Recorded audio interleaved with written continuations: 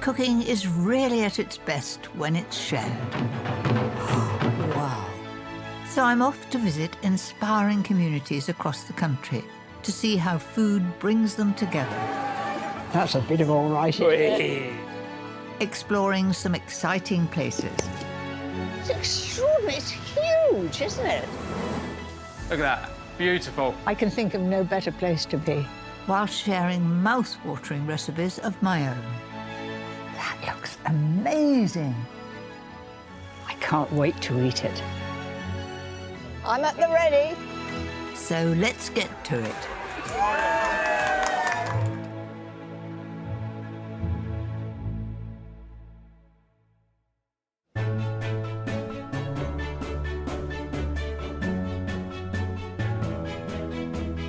I love a good wedding. It's one of those times when food really takes the centre stage.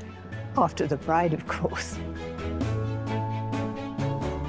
I'm so honoured to have been invited behind the scenes of this wedding. It's a chance to see how they're going to share the day through 3 extraordinary meals. I remember my wedding day as if it was yesterday, but I can assure you it wasn't. It was just a simple affair, but it was simply lovely. My husband Paul and I have been married for 56 years. You were very slim and elegant in those days, weren't Was you? I cheeky? I still cherish that day because we've had a long and happy marriage. You look very smart. very Bit good. more hair in those days. The cake was very smart too. A rich fruit cake that I made myself. I can't wait to see what delicious food the bride and groom will be sharing with their guests. My first recipe would make a wonderful addition to any special occasion. Its 3 fabulous layers are so easy to make, perfect for serving to a big crowd. Such a lovely thing to share. And it's got a bit of style. I'm starting with the bottom layer, cooked and diced beetroot with a balsamic glaze. That just gives it flavour. Makes it nice and shiny too. And a little bit of pepper and salt in that. That's it, all done. The second layer is delicious ripe avocado.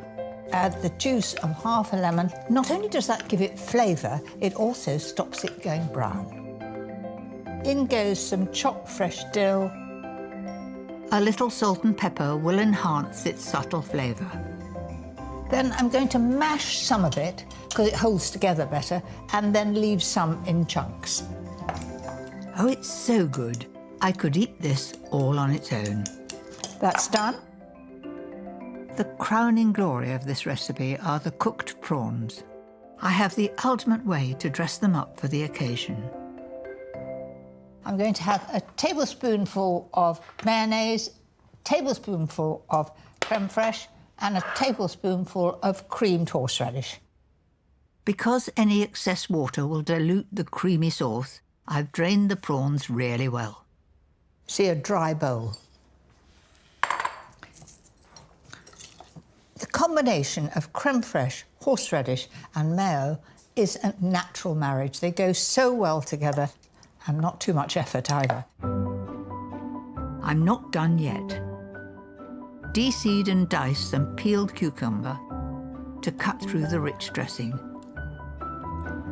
The great thing about the cucumber is it gives it crunch. Assembling the layers so they'll look perfect is simple. So first of all, the beetroot.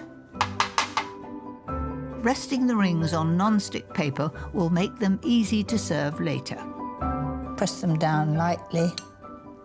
If you don't press them down, you won't get these 3 layers, which look so smart. The contrast of the green and the beetroot colour go really well. Don't forget to push it gently to the sides before the final layer, those lovely dressed prawns. I think this is more exciting than a prawn cocktail, which is still a great favourite in most households. Now, I know what you're thinking. You haven't got the rings. You could do it in a glass or arrange it on a plate in 3 different piles, a different presentation. Give them at least 30 minutes in the fridge and they'll slide onto the serving plate with no problem at all. Lift it up, pop it on like that, and then you can put the dill on the top like that, and then just before serving, you just lift it off. I can assure you, I need no encouragement to taste this. This is right up my street. Doesn't that look tempting? Delicious. If I could choose what to start a meal with, I think right now it would certainly be this. Layered horseradish prawns, rich avocado, and balsamic beetroot. An ideal first course to share for any special occasion, or if you just want to treat yourself.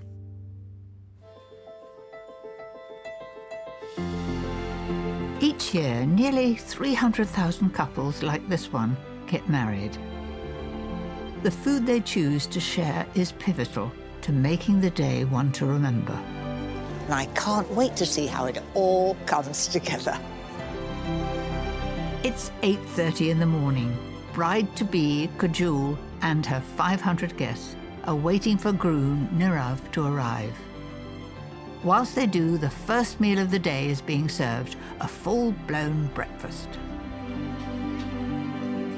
How do you begin to prepare for something of this size? So we start around about 3:30 in the morning, actually. So it's a mix of very impeccable timing and just make sure any surprise was taken care of. The experience is very, very important. The families have asked for vegetarian samosas and pakoras, along with traditional Indian desserts, shakapara and coconut pista burfi. All very sweet. The Asians love their sweet stuff, so this would be probably the most popular one today. And of course, they're nice little portions. Nice little portions, but you'll probably see the plates will always be full up as well. Everyone is tucking in, but the bride hasn't had anything to eat yet. Although, goodness knows whether she'll want to. I certainly couldn't on the morning of my wedding. Would you like to do the honours?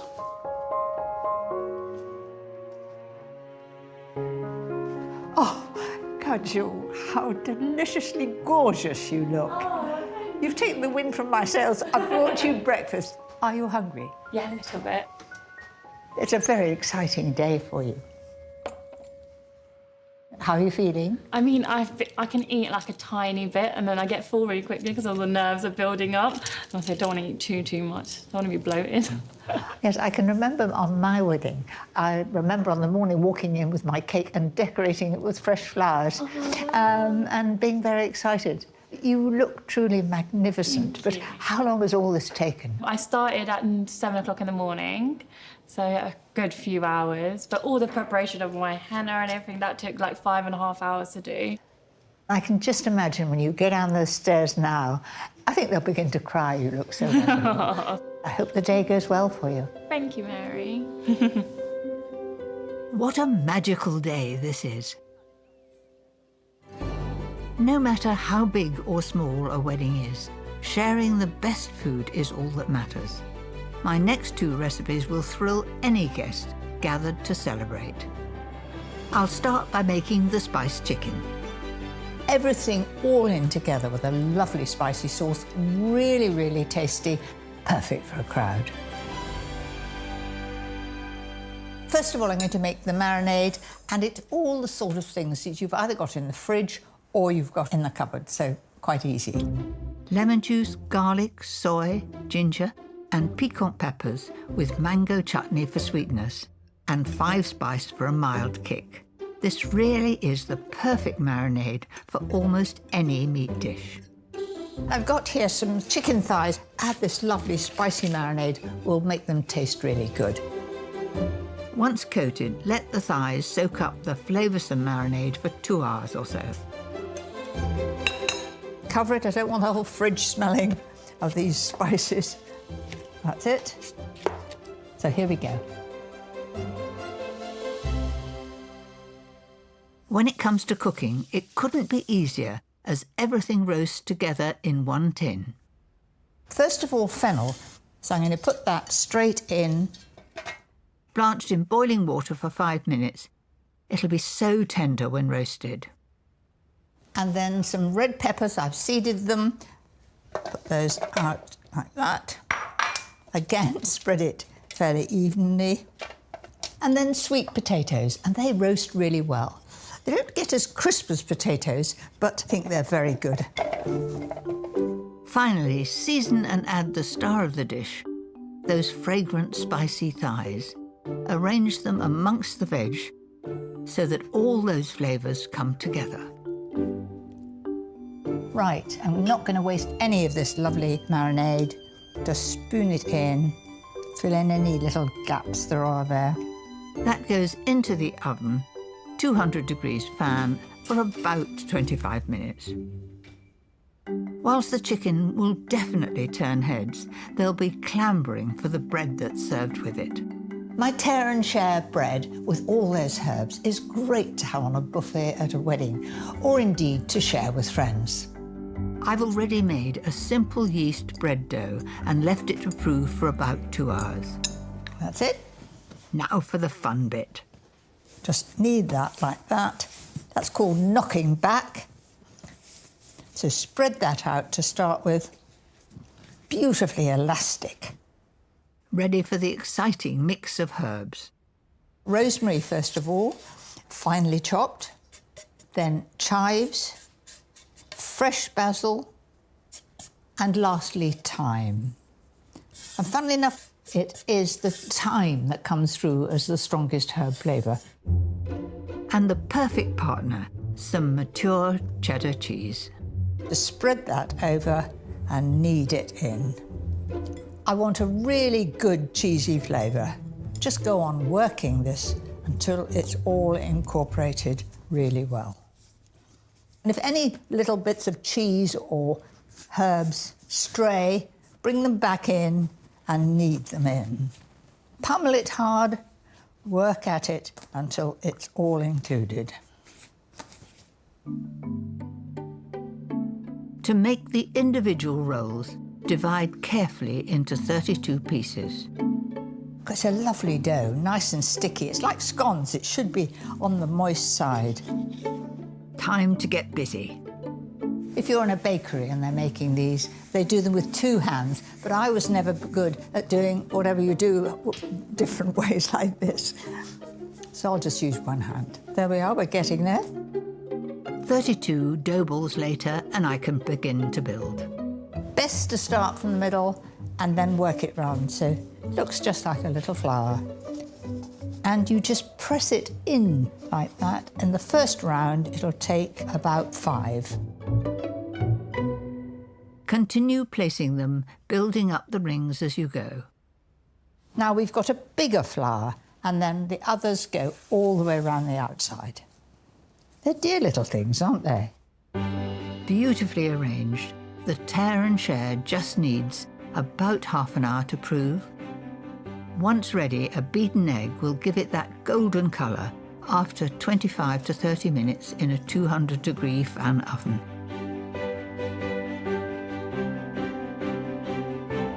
Meanwhile, my chicken's had its 25 minutes, so I can drain off the rich roasting juices. Then pop it back to crisp for another 10 minutes. Thicken with a little corn flour and the juices will make a succulent gravy. I must say that I'm quite keen on a sauce or gravy, and I'm certainly married to a gravy man. Now to bring it all together. The smell wafting from here, brilliant. And just as I had anticipated, it's got that lovely golden brown. The tear and share is ready too. I think that looks absolutely great. Always serve it warm because it's so much better. And it's beautifully soft. Let's have a look. Oh, home-baked bread. Nothing better. Oh, and the top is beautifully crunchy. The fresh herbs are coming through. Yes, I think I would like a dollop of butter on there, but oh so good. My one tray spicy roast, succulent, crisp and packed full of flavour. That really is devastatingly good. No matter who you're sharing this with, my chicken and bread will make it truly memorable. Back at the wedding, the wait is over. Groom Nirav is on his way, and I've joined bride Kajul's family to watch the grand entrance. Amazing.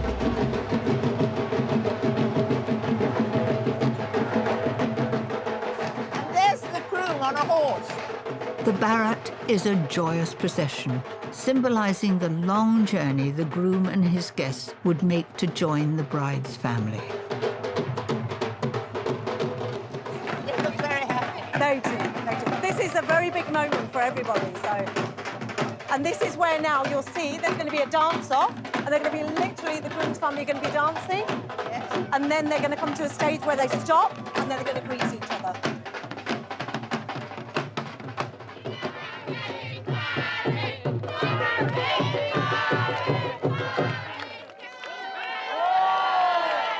Do you know, Bhave, it's really like a movie set. It really is. I mean, Indian weddings are so grand. They're so vibrant, so colourful, and this is what it's about. Look at everyone. You know, they're cheering, they're celebrating.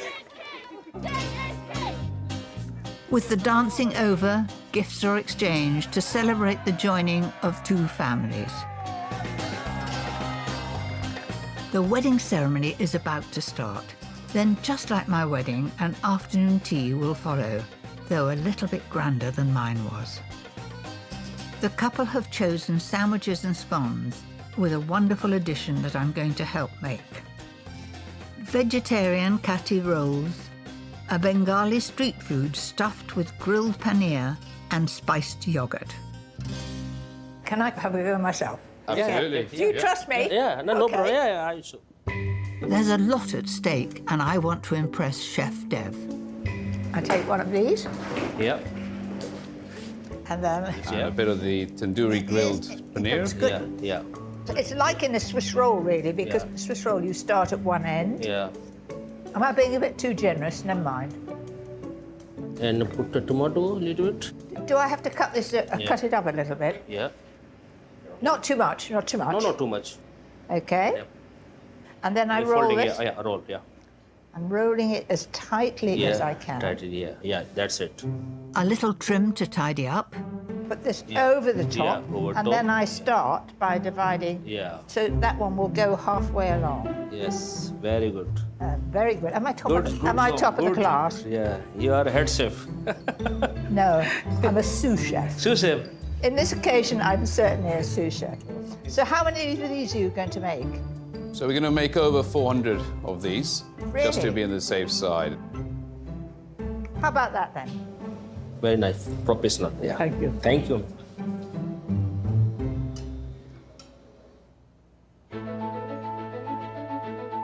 Kajul and Nirav are married. I'm so delighted for them, and I want to make them a special something for their day. They are great for a special occasion and wonderful for sharing. Rather rich, but I'm making very small pots. First of all, double pouring cream, and it goes into the pan. 150 ml will do the job. That's it. And now 2 tablespoons of brandy. Oh, there's plenty for a little cheering sip at the bottom. I wouldn't dare. It's great to be here. Look at that backdrop and the sunshine. I'm the lucky one. Melt 200 grams of plain chocolate in the cream. Simple and luxurious. This is just the right consistency and just running off the spatula. Now pour it into 250 grams of soft mascarpone. And just get that nice and smooth. So it's a pale chocolatey colour. If you do it too quickly, it'll be a bit lumpy, but this is just perfect. Right, that's beautifully smooth, and the whole lot can go in now. There it is. Look at it. Give it one final stir to blend the chocolate and cream together. Right, that's all done. I think the wedding guests are going to love this. It's rich, special, and just perfect to end their meal. Divide it into shot glasses. You should have enough to make 12 rich chocolate treats. Conveniently, I've left just a little in the bottom there for me to taste. That's pretty good. And just 2 tablespoons of brandy is enough. Don't slop in any more because it won't make it any better.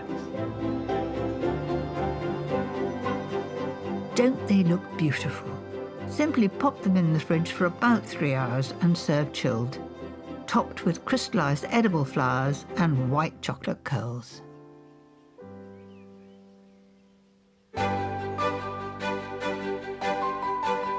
The high tea is going down a treat with all their guests, and I hope Nirav and Kajul love what I've made for them. Congratulations, Mr. and Mrs. Singh. Thank you so much. A little bit hungry? Very hungry. Starving. Have you got a spare hand? Let me take one for Kajul. Oh, grab a spoon. Little tiny spoons there. I'm gonna have to remove my little nose ring. Just something lovely and sweet to finish with. It is, they're really nice. I love the chocolateness, but it's not too overpowering or overwhelming. It's just right. You be careful you don't get it on your white trousers. I'm trying my utmost. Has today been everything that you expected it would be? Well, definitely I've ended up with this beautiful wife, so it's been brilliant. One of the most celebrated parts of my wedding was the cake. This indulgent chocolate truffle dessert cake is a real showstopper. First of all, I'm going to make the 2 sponges. I have 5 egg yolks in here. Adding an extra egg at this stage helps to give volume. Add 75 grams of caster sugar and whisk until the mixture thickens to a lighter colour. That looks just about right. You see, it's holding its shape a little. There's no flour in these sponges. Instead, I'm using 150 grams of ground almonds.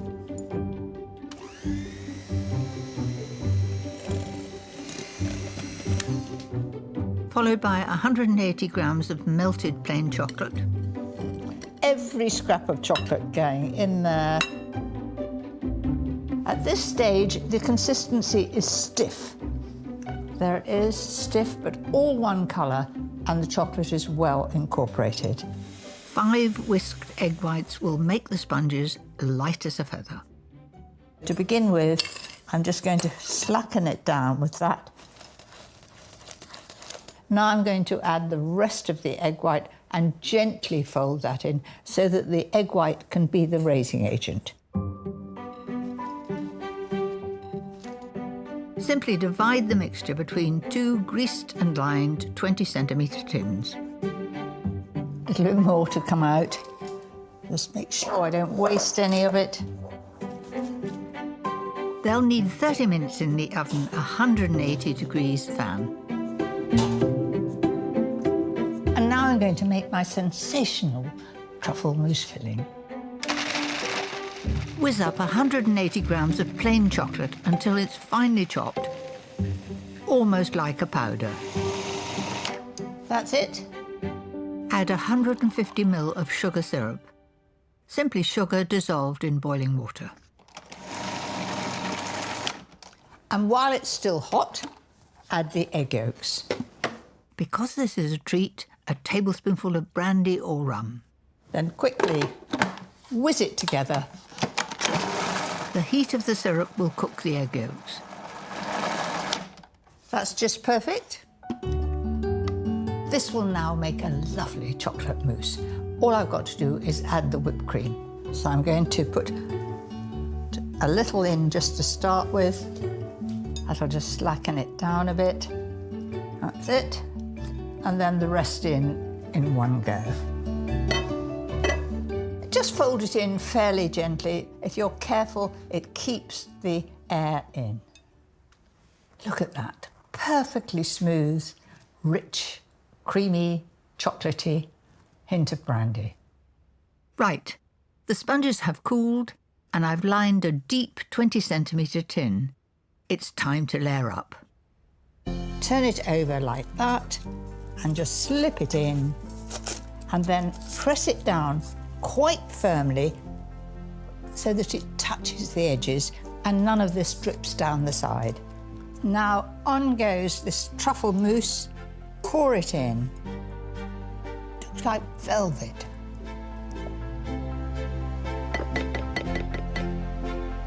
And then on goes the top. Just slip that in carefully. Down it goes. Quite a tricky procedure, but it does make it look very professional. A light dusting of cocoa powder, but I'm not done yet.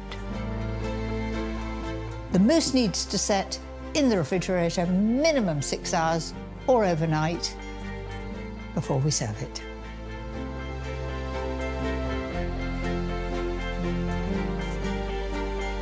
Time for the big reveal. Now this really is exciting and I'm seeking perfection, as you know, for a very special occasion. There it is. And you should see the beautiful filling around the outside. And gosh, there's a lot of filling and a little bit of that lovely cake. All that's needed are a few whipped cream rosettes around the edge. And for the pièce de résistance, some luxurious shop-bought truffle pieces. Well, I'm pretty proud of that. I think it looks amazing. And in our house, chocolate is top favourite. My husband absolutely loves it. And funnily enough, he doesn't listen to everything I say, but I've only got to say chocolate, and he lights up. Let's see if it looks as good inside. Going through like butter. Wow. How's that for a slice? I'm not going to drop it. It is generous with truffle mousse and that beautiful moist sponge. Let's put it on the plate and see. Is it the mousse that I like best? Is it the cake? I like the lot. Absolutely delicious. That would be the star of any occasion.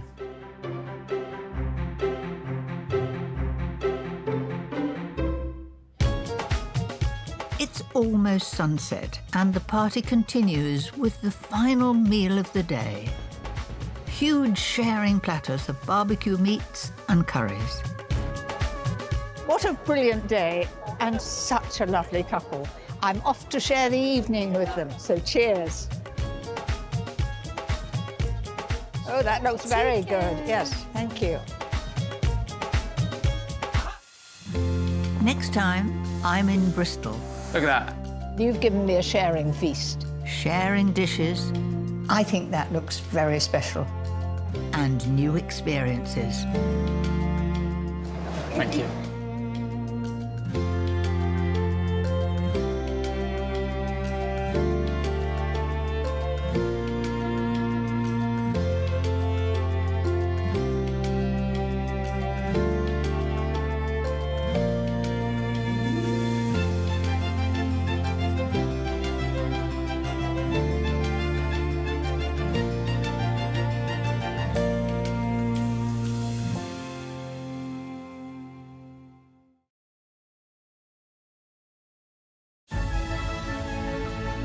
Cooking is really at its best when it's shared. Wow. So I'm off to visit inspiring communities across the country to see how food brings them together. That's a bit of all right. Exploring some exciting places. It's extraordinary. It's huge, isn't it? Look at that. Beautiful. I can think of no better place to be. while sharing mouth-watering recipes of my own. That looks amazing. I can't wait to eat it.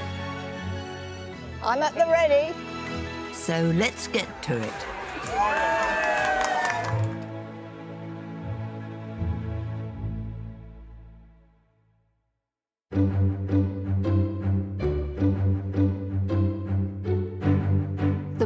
beautiful, creative city of Bristol holds so many precious memories for me. I had my very first job in the centre of the city at the electricity board. I caught the 33 bus from Bath, a double-decker, and there I was half an hour later in Bristol. Decades later, my son William studied at Bristol University, and now my lovely granddaughter Grace does too. What draws me to this city are special memories. And I'm always open to making some new ones. So I'm up with the sun to make the most of what Bristol has to offer. I love seeing the beautiful balloons that fly over Bristol, so colourful. And very soon I'm going to meet the people that fly them. Known as the UK's hot air ballooning capital, each year the city hosts an annual balloon fiesta, attracting thousands of enthusiasts. Flights take off throughout the year, and I'm about to watch one of them. Hello! It's amazing, isn't it? Yeah. Clive Bailey and his wife Jo Beautiful morning. It's absolutely lovely. have been flying these awe-inspiring balloons for almost 30 years. So I'm gonna take you inside. Just watch this wire here. Okay.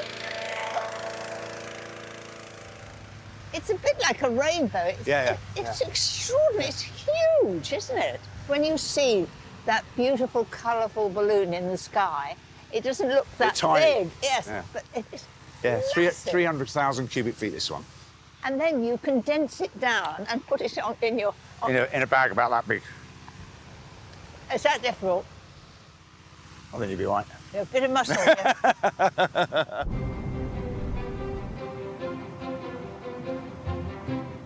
I prefer to keep my feet on solid ground. But look at the joy on the faces of those excited passengers.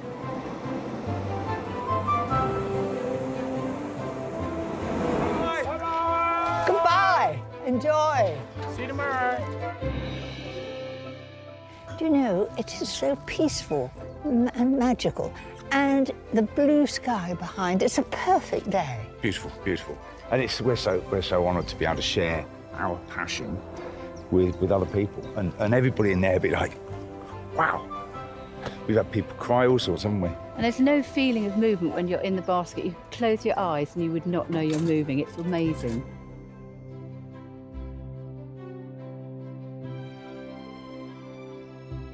Well, we've had a very early start. How about I make you brunch? Because I, for one, am starving. That would be That sounds marvellous. wonderful to me. Thank you, yes. We'll accept. I know exactly what to cook. My new favourite brunch recipe, Shakshuka. Originally from North Africa and the Middle East, it's a dish made for sharing. I can think of no better place than I would rather be. Glorious sunshine, great view.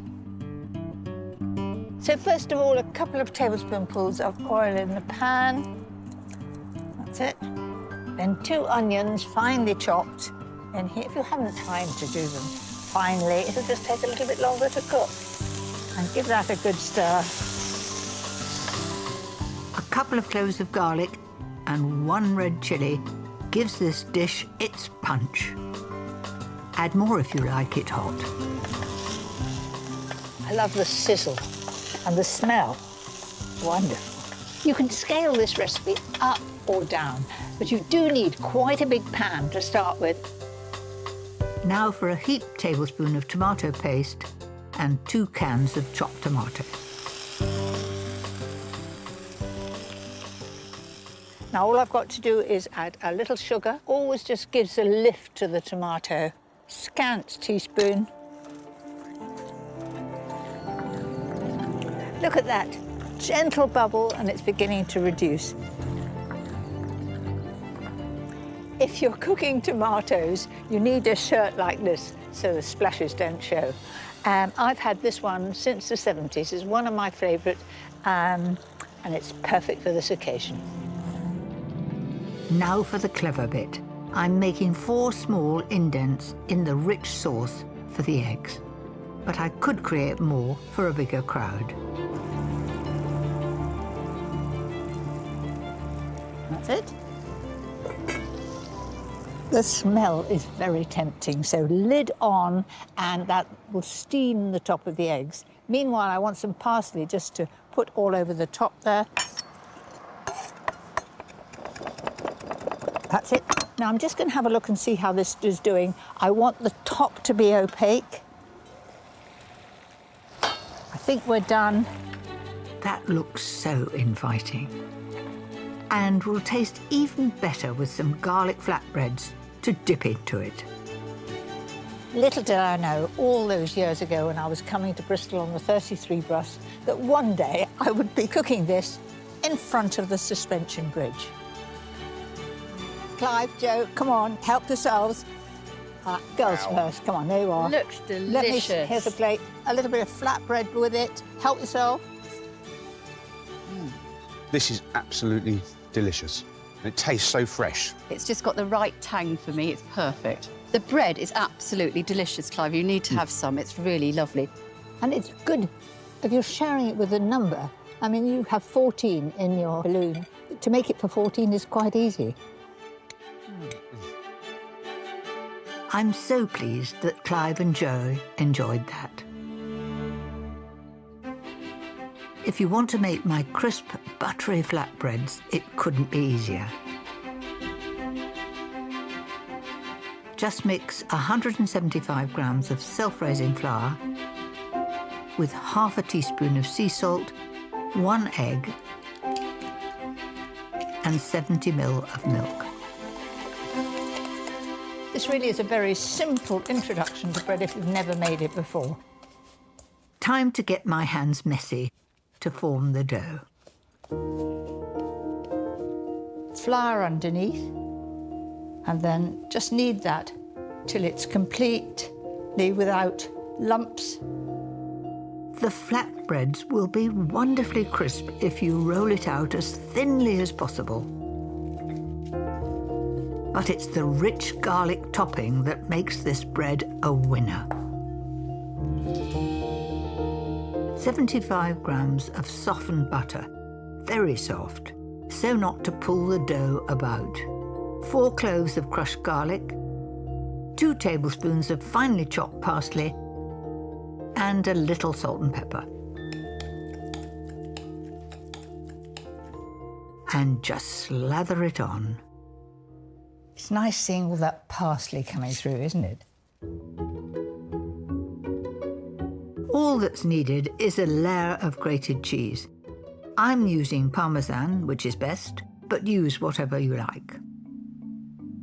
The secret for a crisp base for my flatbread is to have a baking tray in the oven, nice solid one, getting very hot. This will only take 12 minutes in the oven, 200 fan.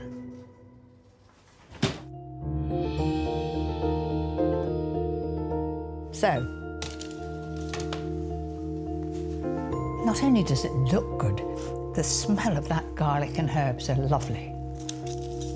Very good with a glass of wine.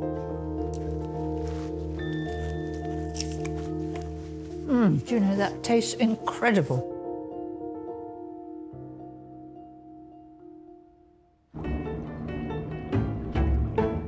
I'm not the only one enticed by Bristol.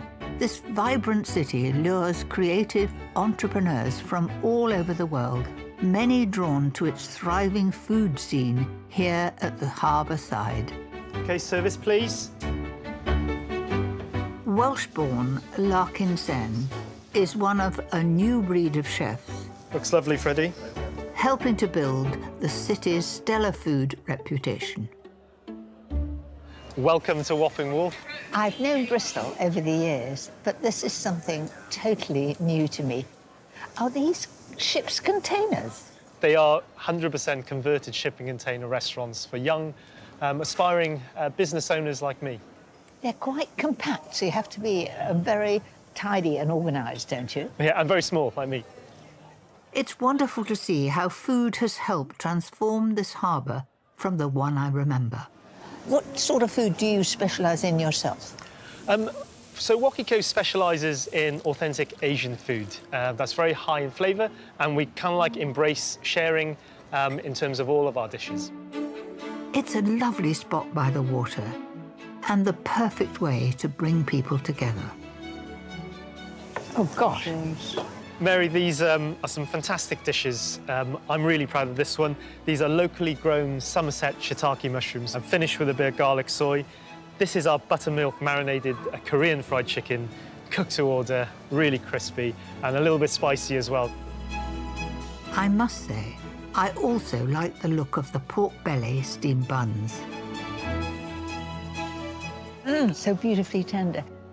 So in the summer, what I find here is that people order many, many dishes, they share, they have a great time, and they have a great view of the river. Well, you've given me a sharing feast. Who taught you to cook? I grew up in a Chinese takeaway, but I qualified as a lawyer, but I came back to my roots, I guess, because I really wanted to cook. What a pleasure to meet a fellow cook whose food is designed for sharing. I have a wonderful recipe full of Southeast Asian flavours that would fit in beautifully on Bristol's harbour side. Prawn stir-fry with coconut, chilli and ginger. Quick to make and something really, really special, a proper treat. The sauce really is the key to this recipe. It's what gives the prawns that intense flavour, and the ginger really comes through with the garlic.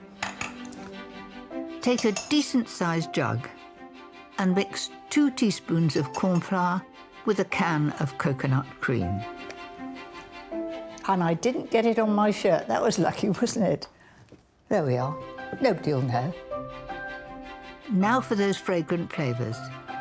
Grated ginger, a crushed garlic, for some zing, the zest and juice of half a lime, a tablespoon of sweet chilli sauce, and a little fish sauce, very important. Fish sauce is quite strong, so you only want a teaspoon. There it is. So that's it, the sauce is made. You can make it a few hours ahead, just leave it in the fridge, and when you want to add it to the prawns, just give it a good stir, because the corn flour will have gone to the bottom. I have 600 grams of raw, shelled and deveined prawns, lots to go round. And I'm going to cook them fast, stir-fry. Yes, it's hot, I want it to be hot. In goes the prawns. And then I'm going to move it about the pan until they all turn pink, and they're starting to do that already. Lovely smell. Sort of salty. Now those have all turned pink. I'm not going to cook them for a moment longer. So tip that onto a plate, and the juices, if there are any. Now, if I'd cooked those slowly, there would be a lot of wet in the bottom of the pan. And as you can see, it's just a little bit of butter that's there, and they look just perfect. To carry the rich flavour of the sauce, there's nothing better than courgette ribbons. If you have got any young that want to help, I'll always give them this job, and they really like to do it. There we are, a little oil in the pan, tip those in. Now you see that looks an awful lot, but it goes down to be a little bit less than that. Add a little kick with a small red chilli, or more if you like it hot. So move that about the pan. I've got the pan very hot.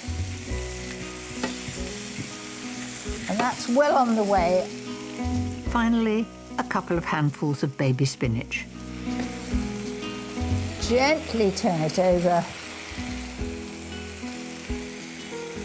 It's this wonderful, vibrant, bright green colour. And that's just about it. Don't overcook it. Now I've got the sauce, just pour that in and bring it to the boil. It will thicken in no time, Then the prawns can go back in. Wow, lovely smell. That literally took a few moments to make, and doesn't it look good? Season and dive in. Lovely. All in one go. Those prawns are as tender as they possibly could be. Good luck with sharing this one. Bristol never fails to impress, from the stunning engineering feats and the energy of its famous harbour to sailing the skies above. But it's street art that is at the city's forefront. As the birthplace of artist Banksy, his legacy is everywhere. Graffiti by other artists even adorns some of its top restaurants. This Michelin star restaurant is so inspired by the city, you can see it in everything they do. They've promised that I'm going to have another first-time experience, and I don't think it's going to be just about the food. Here at Casimir, they do things a little differently than I'm used to. Hello, you must be Joe. I am indeed. Restaurant manager Joe is also the artist who creates new pieces for their walls each week. I think he has something in store for me. We've put together a design for you. You're going to help me finish the cherry, and we're going to get you tagging the Bakewell tart. What's to tag? Sign your name. This is certainly outside my comfort zone. I just hope Joe is a good teacher. That's the base. This is the base, exactly that. No soggy bottoms down there. No soggy bottoms, we won't have that. Wow, that's the cherry. That's the cherry. OK, I think we're ready for you to come and finish this. What do you think? Right, I'll come with my mask. OK, come with then. It's very frightening, I can tell Don't you. be scared. Don't be scared. OK. It's fine. It's not my forte, you know. No, but whatever you do will be right. Straight down that way. Look at that. Beautiful. That wasn't too hard. Now for my very first tag. Here goes. Let's do it. Let's do it. Keep it close. Close and consistent. Well, I don't think it's perfect. It is my first try. And it's you. I think it's perfect. I'm really happy with that. That was a lot of fun, but I'll stick to the day job. The restaurant is closed today, but Chefs Zach and Summer have whipped up something especially for me. Wow. So, Mary, what we've got here then, this is a little piece of our trout.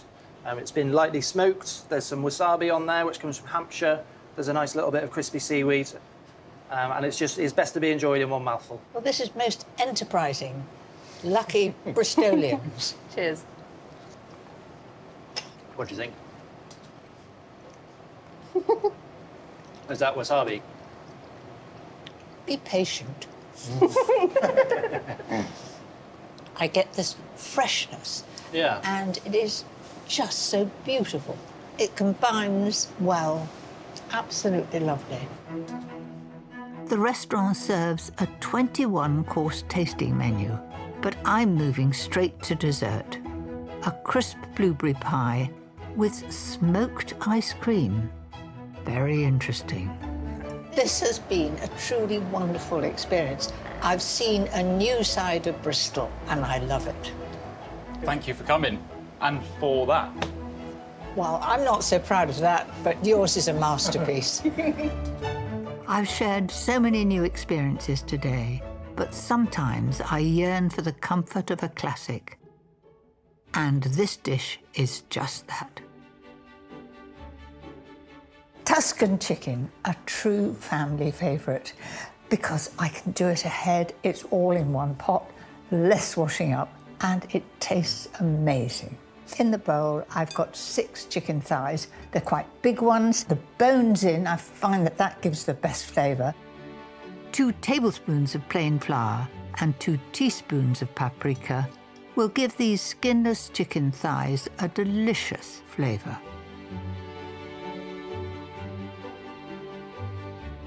So as you can see, the paprika adds to the colour. So ready to fry. I'm just going to wash my hands. Now for a good glug of oil in a hot pan. So in to brown the meat on both sides first. It is nice and hot. Get that nice and brown. Both sides. So that paprika assists in the browning. The second side is always quicker than the first. Out with the chicken, a splash more oil, and in goes a finely chopped onion and a chopped red pepper. More flavour, more colour. Lovely smell coming up here.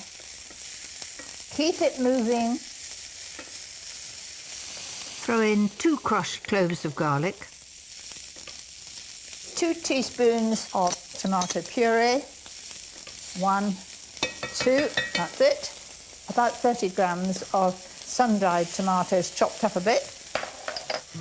in with 150 ml of white wine and chicken stock, and let that bubble away. Look at that colour, so inviting. Then I'm going to add the chicken back in there.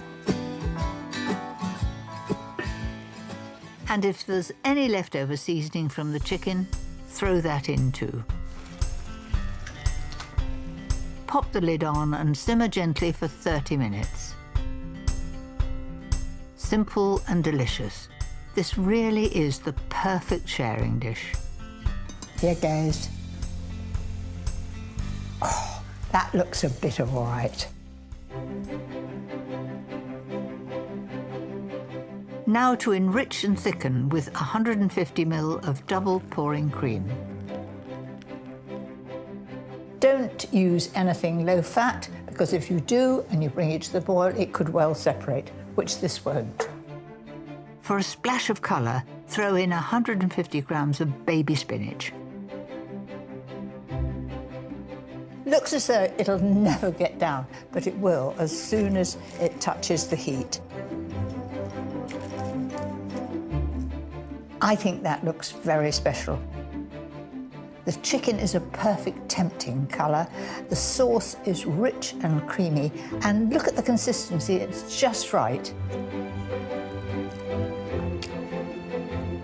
It's all right. In fact, it's very, very good. A final sprinkle of parmesan and it will be ready to serve.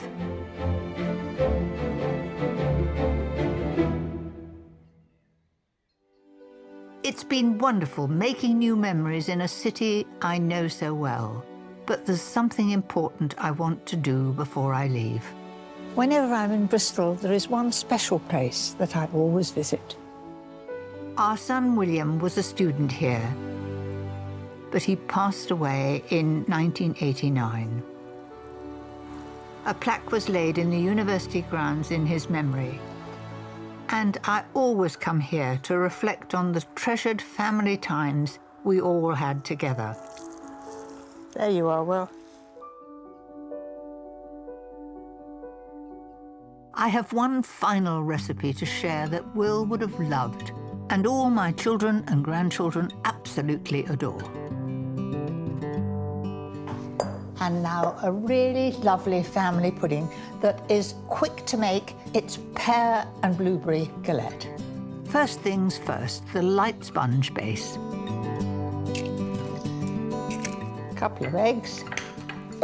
Then I'm going to add the butter. Now it's really warm and I'm going to add that, and you can see that it's absolutely soft, and this is important because it'll go in quite easily. 75 grams of caster sugar, 150 grams of self-raising flour, a level teaspoon of baking powder and vanilla extract, and that's it. Then I'm going to give that a good beat. Start off slowly, then go for it until the mix is a pale colour.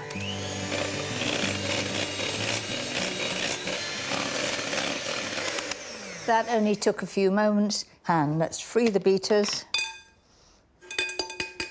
I've got past the licking cake mixture, but there's usually someone in the kitchen that does want to have a lick. So far, so good, so easy to do.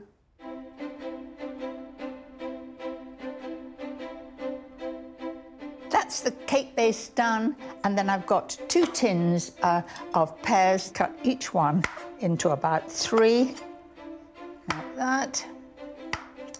Then I'm going to just arrange those fairly higgledy-piggledy all over. Don't push the pears too far into the mix, or they will stick to the tin. Then the blueberries, scatter those on top, in between. So that's it. Wasn't too difficult, was it? Pop it into the oven 180 fan for 20 to 25 minutes. While that's cooking, heat a few tablespoons of red currant jelly. I'm rather pleased with that. Last touch is that red currant glaze. Gorgeous.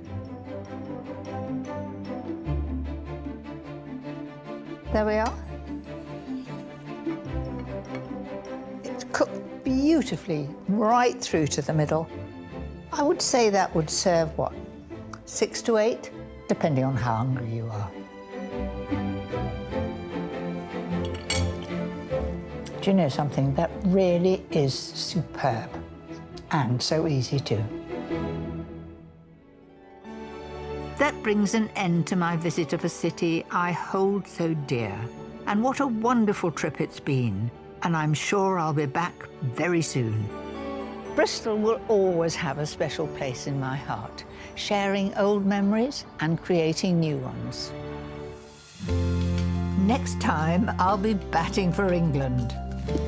Ah, straight drive. Sharing recipes with the pros. This is lovely. Couldn't be happier.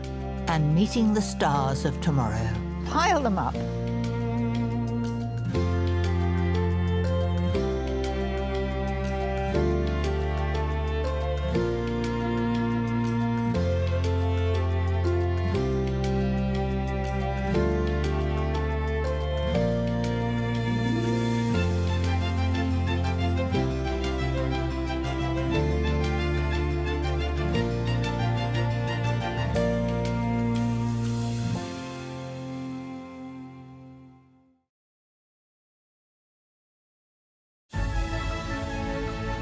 Cooking is really at its best when it's shared. Wow. So I'm off to visit inspiring communities across the country to see how food brings them together. That's a bit of all right. Exploring some exciting places. It's extraordinary. It's huge, isn't it? Look at that. Beautiful. I can think of no better place to be. While sharing mouth-watering recipes of my own. That looks amazing. I can't wait to eat it. I'm at the ready. So let's get to it.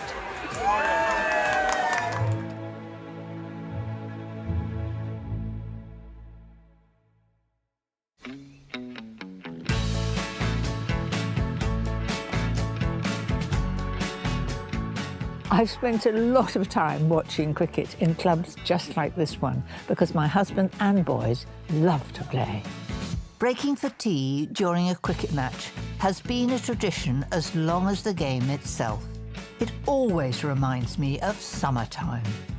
I used to pretend that I was there for the cricket, but it was the cricket teas that were my forte. I have some wonderful recipes to share that are perfect for any sporting picnic. And right off the bat, my brownies are always a hit. And there are never any leftovers for the next innings. Who doesn't love a chocolate brownie? I've got the ultimate recipe here. It is very, very rich. gooey in the middle, it's got a crust on top. It's very, very good. All made in one bowl, this is a no-mess, no-fuss treat, just pure indulgence. Start by melting 360 grams of dark chocolate with 225 grams of butter. Just go on pressing against the side, mixing that until it'll run smoothly. It's got a lovely shine to it. Then add 225 grams of light muscovado. It's the perfect sugar to give the brownies a really gooey centre. Then I'm going to add 4 beaten eggs. In it goes. I've done a lot of baking in my life, and I find it's the thing that I go and do when I've got time on my hands. But most importantly of all, if you make good bakes, you're a friend of so many. That's perfect, absolutely smooth. Then in goes the self-raising flour, just 75 grams. You add it at the end because the chocolate was fairly warm and it wants to have cooled down. Beat that in, and it wants to go in smoothly. That's beautifully smooth, no sign of any flecks of flour. A teaspoon of vanilla extract will add to those rich flavours. Vanilla and chocolate go very well together, and it gives a really lovely flavour.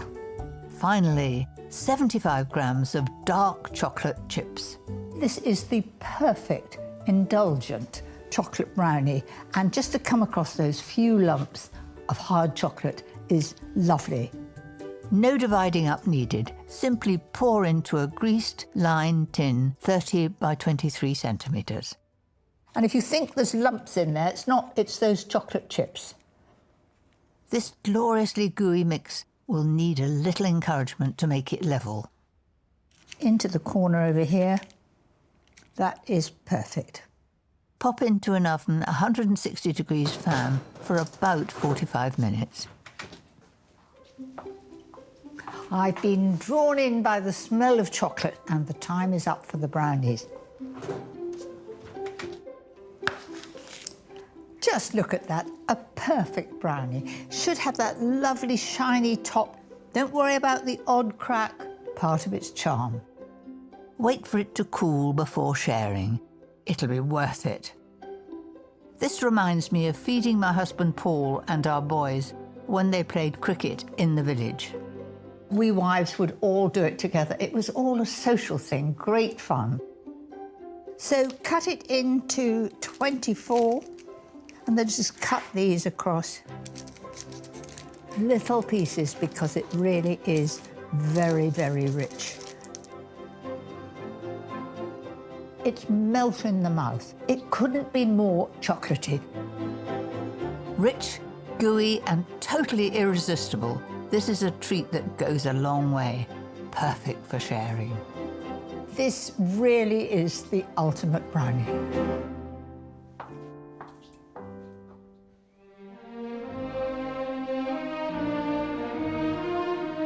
My family have always loved cricket, and I have always cheered them on, but not on a pitch as impressive as this one. I may have made a lot of cricket teas for my village club, but feeding the England team is a first.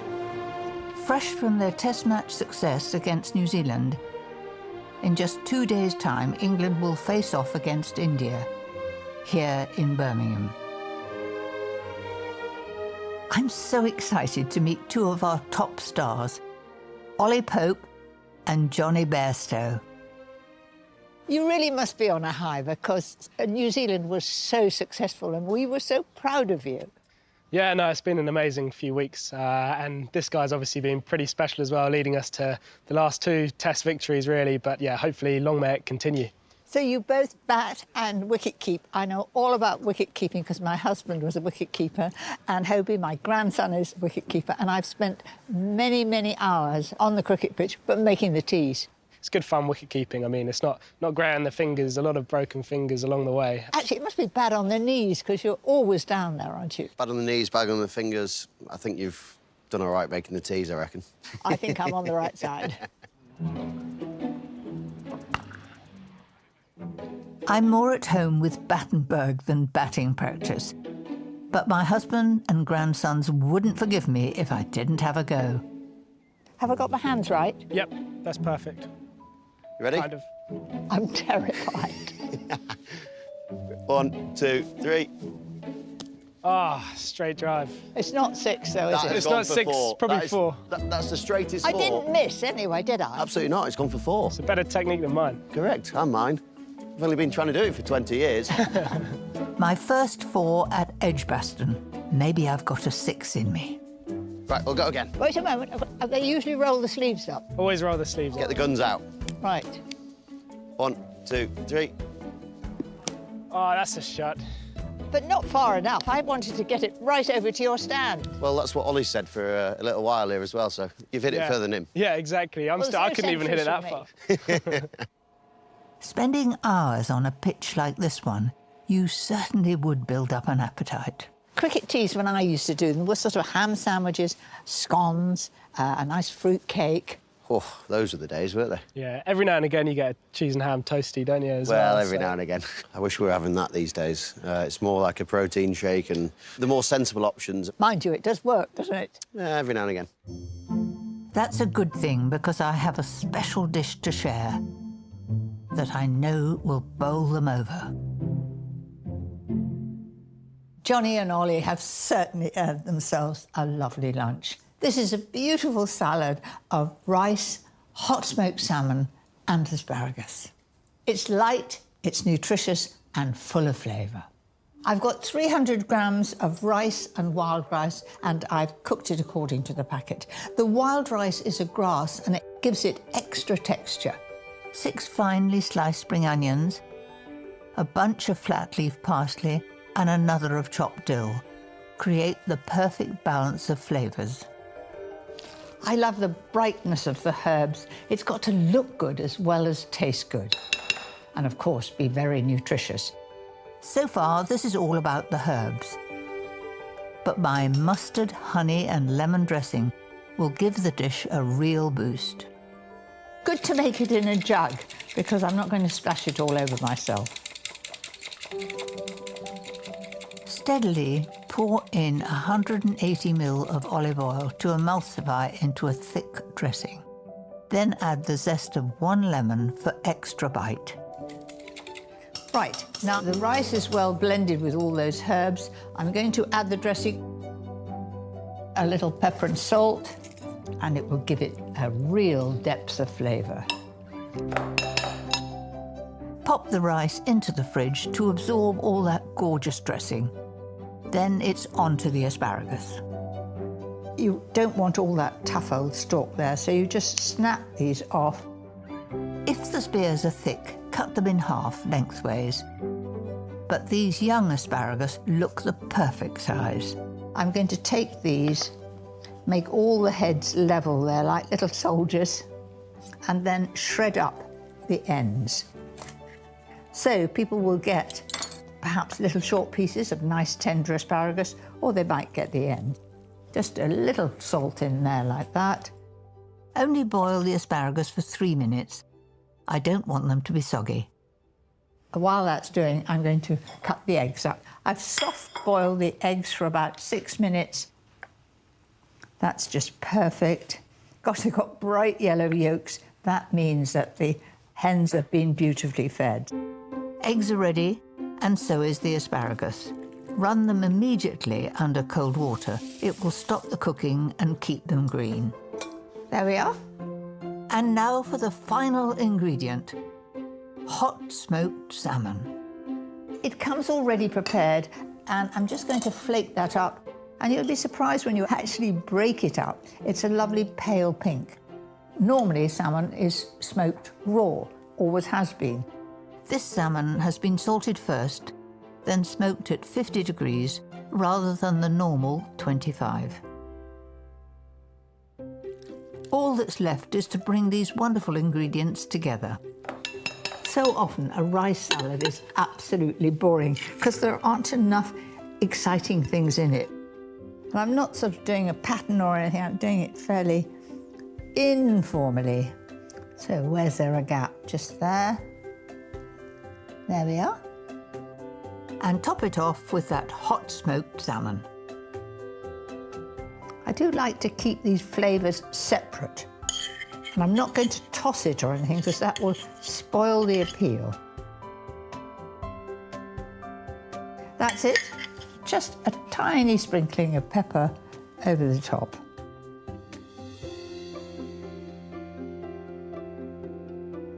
That really does look tempting, doesn't it? Just these gentle colours. Now, when it comes to the rice, that's bold flavours, beautifully seasoned. And the salmon tastes soft and beautiful. Not only is it very, very healthy and nutritious, I think that it's something that maybe Ollie and Johnny haven't had before. That should certainly set them up for a win. Fingers crossed. I hope you're going to enjoy it.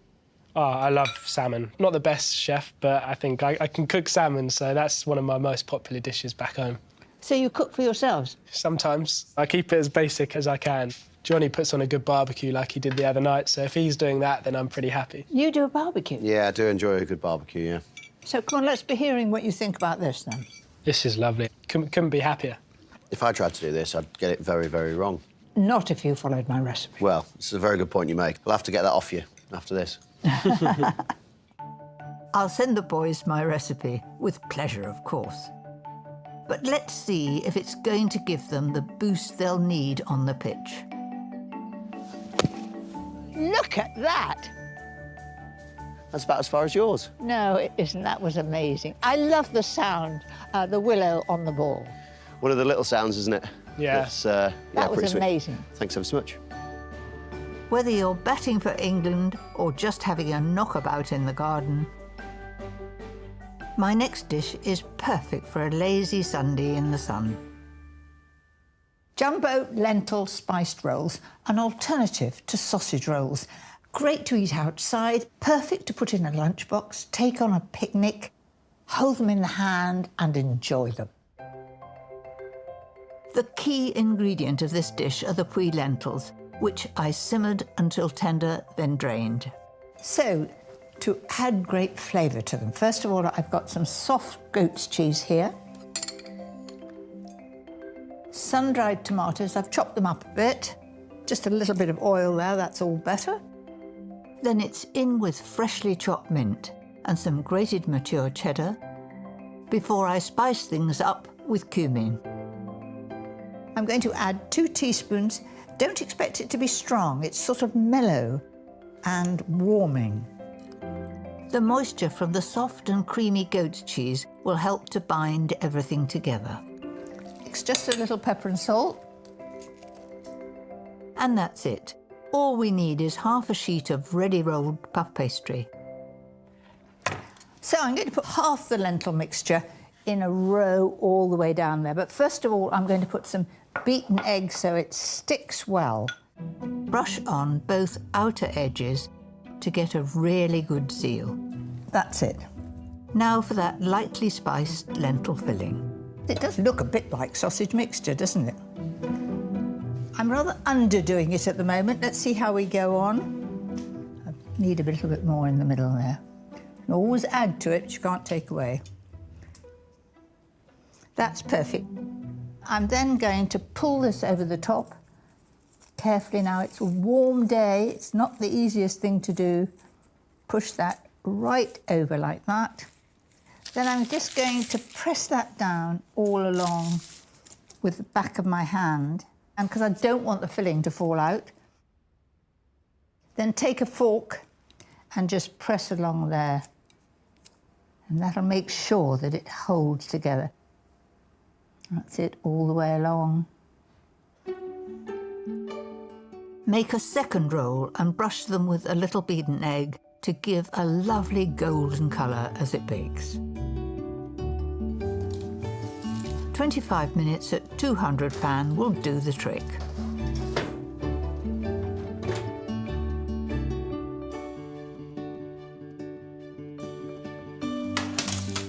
I'm really pleased with those. I think they look quite incredible. Right, I'm going to cut them into 3. Oh, it's going through beautifully crispy. I think I better have a taste.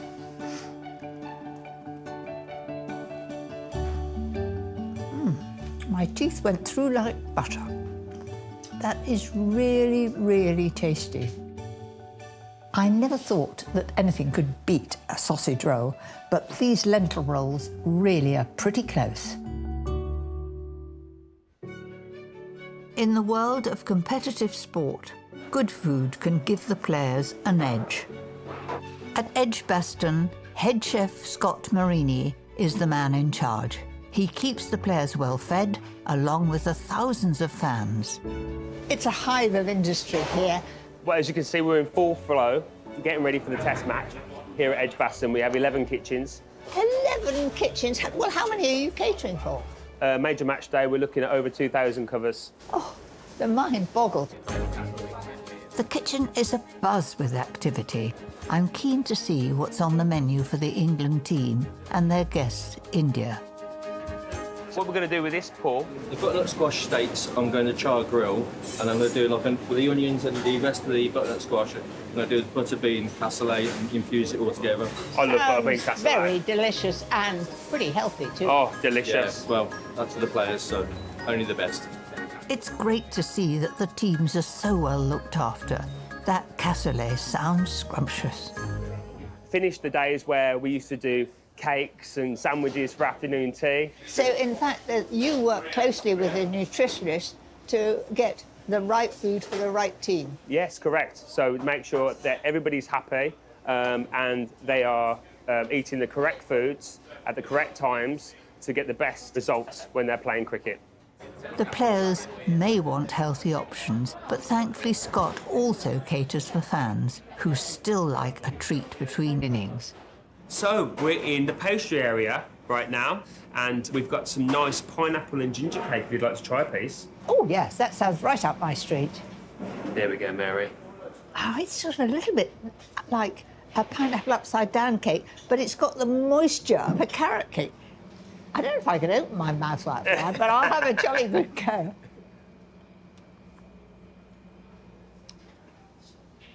That's a bit of all right. It's not too sweet. No.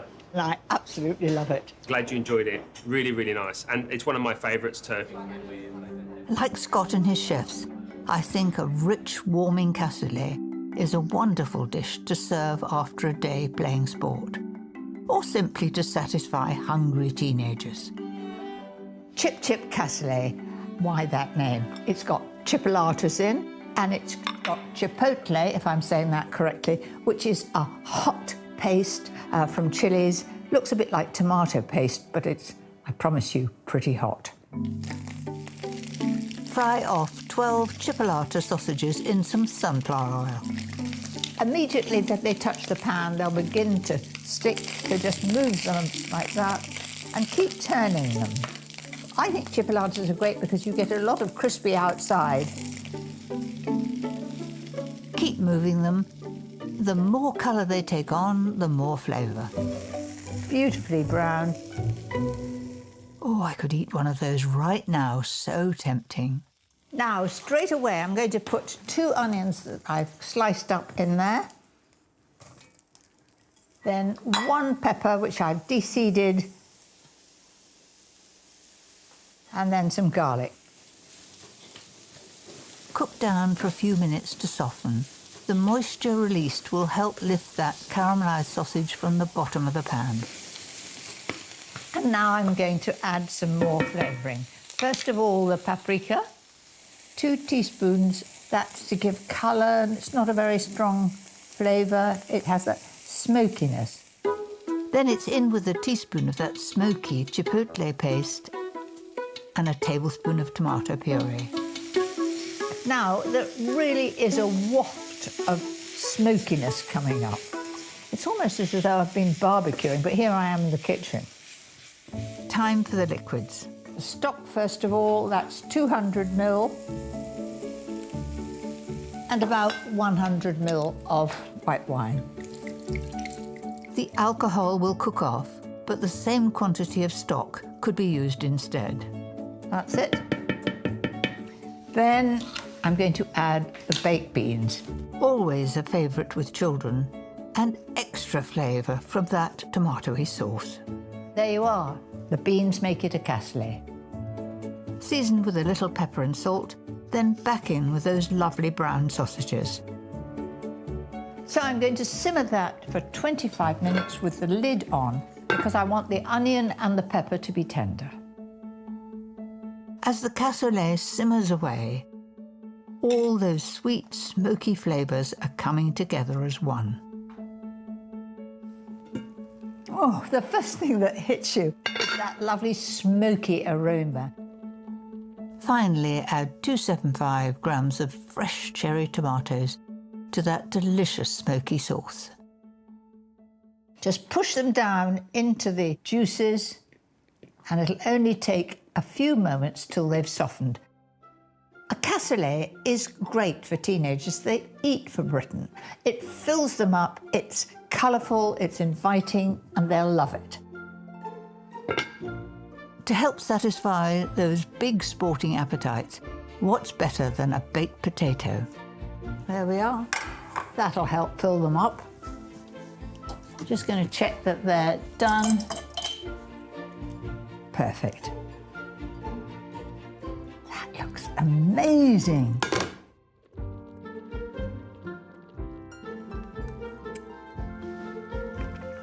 Really filling, and what I like is the extra smoky sauce that will go so well with those potatoes. You can spoon it over and it'll make a complete meal.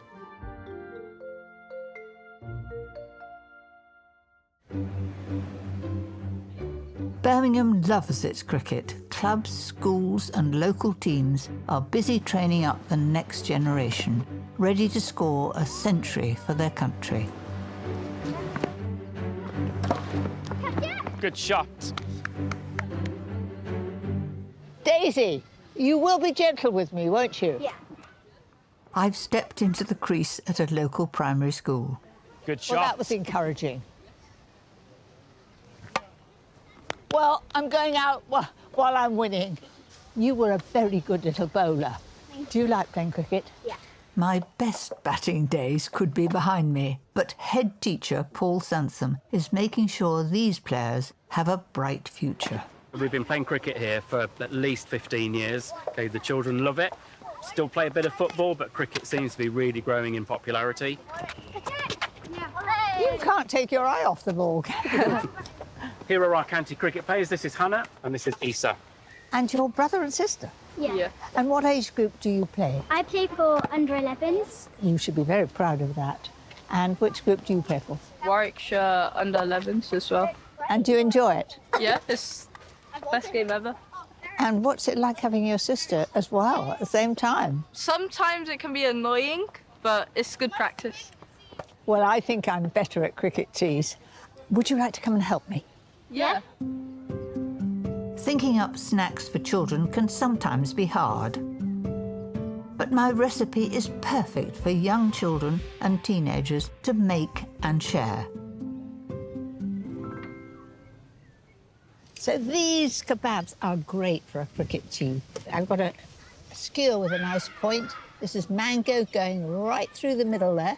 If you don't put it through the middle, it'll drop off. Then a strawberry. Okay. Then pineapple. Right through the middle, strawberry. I've cut some of them in half, and then pineapple. And that was simple. Have you made kebabs before? Yeah, the meat ones, not these ones. That's perfect. That's it, put them over there. Pile them up. But it's quick to make, isn't it? Yeah. Is this the sort of thing you would like to have once you've done cricket all day? Yes, nice. There's more to come, a lovely sauce to dip them in. This is yoghurt, and I'm going to add lemon curd. That's straight out of a jar. It's deliciously lemony. That's it.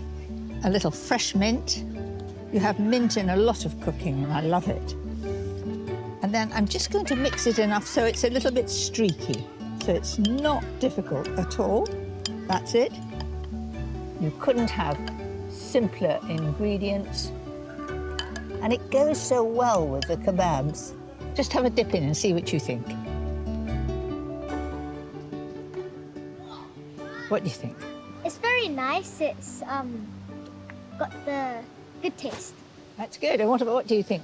You can really taste the lemon and the mint a lot. It's very nice. So I'll drizzle it on before we get the team in. Just a little over the top like that. Delicious. Here they are. Lovely. Can you stretch over? Right. Shall I pass you one? Thank There you. we are. And we want to know what you think about them. There we are. Thank you. Fresh fruit drizzled with rich lemon yoghurt. Tasty and simple. Don't just take my word for it. I think they're really delicious. I liked the strawberries and the pineapple on it. It tasted very nice. The way you combined all the fruit with the lemons made it scrumptious. Who would like to go home and make them? Me. Right. Well, I hope you do, because it's very good for us. My family and I have always loved cricket, especially because it gave us time to share some wonderful food between innings.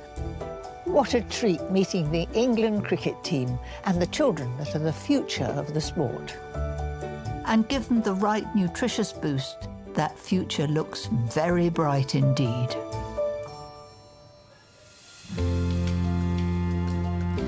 Next time, I'm going back to Britain's blustery Jurassic coast. Saving the hat. Exploring the world of hand diving. I'll see you later. Plus an exciting new ingredient. This is really tasty. And some delicious food of my own. Yummy.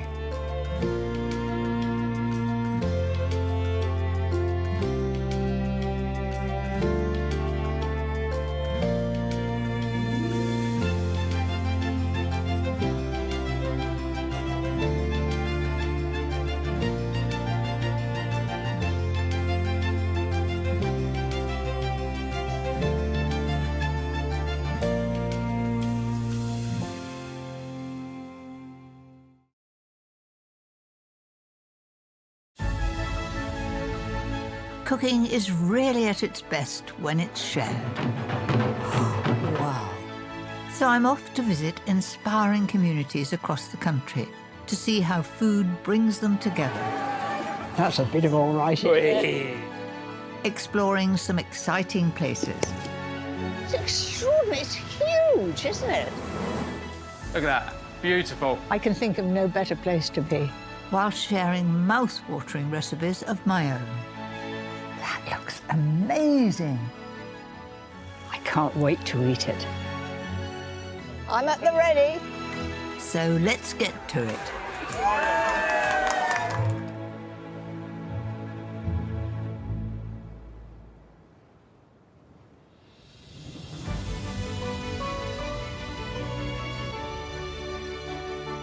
So much of the food I love to share is inspired by adventures I've had along Britain's beautiful coastline.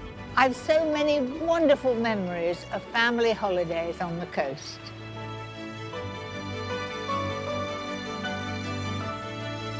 Dorset's Jurassic coast is really special. From its natural larder to its hidden treasures, it's one of my favourite places to escape to. What my family love most about our trips is the delicious seafood. Nothing is better than eating it fresh from the sea.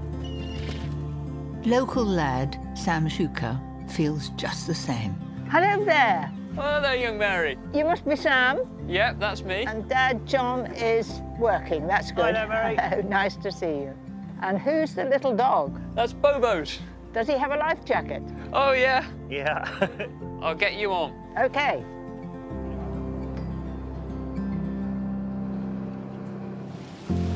Sam's a fully qualified scallop diver, having learnt everything from his father, John. So once you've got all that kit on, how many do you reckon to get? Well, I should get around about 100 scallops. 100 scallops? Yeah, it is cake down there. You put them into a net or a bag or what? So this is what we use. Neat little shopping bag. Yeah. I hold it with my left hand. You look pretty young to me. How old are you? I'm 21. Well, I've been fishing for 5 years now. In my last year, I've just been started scallop diving. And as soon as I got down there, it was just, I was literally a kid in a sand pit. It was just seeing all the sea life and the scallops and nature. There's nothing quite like it. Makes you feel good. It makes you feel alive. It really does. So, are we ready to go? Well, as I'll ever be. Let's get in there. To help him reach the seabed, Sam puts on a weighted 20-kilo belt. All right, I'll see you later.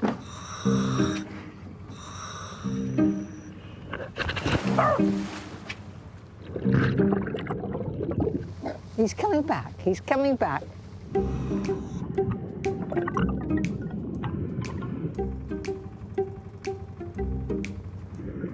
Hand diving is a sustainable method of fishing because it causes little environmental damage. Sam can spend over an hour down there.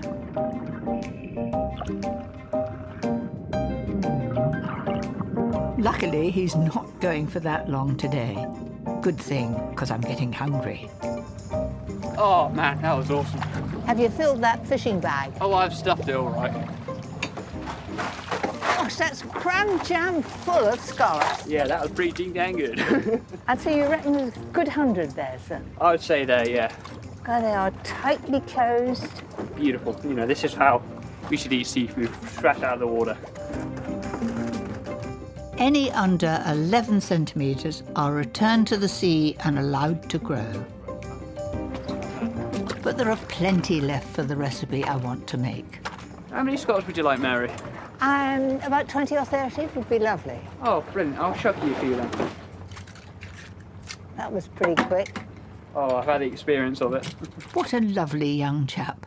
Shucking is not the job for me. You're just cleaning it? Yep.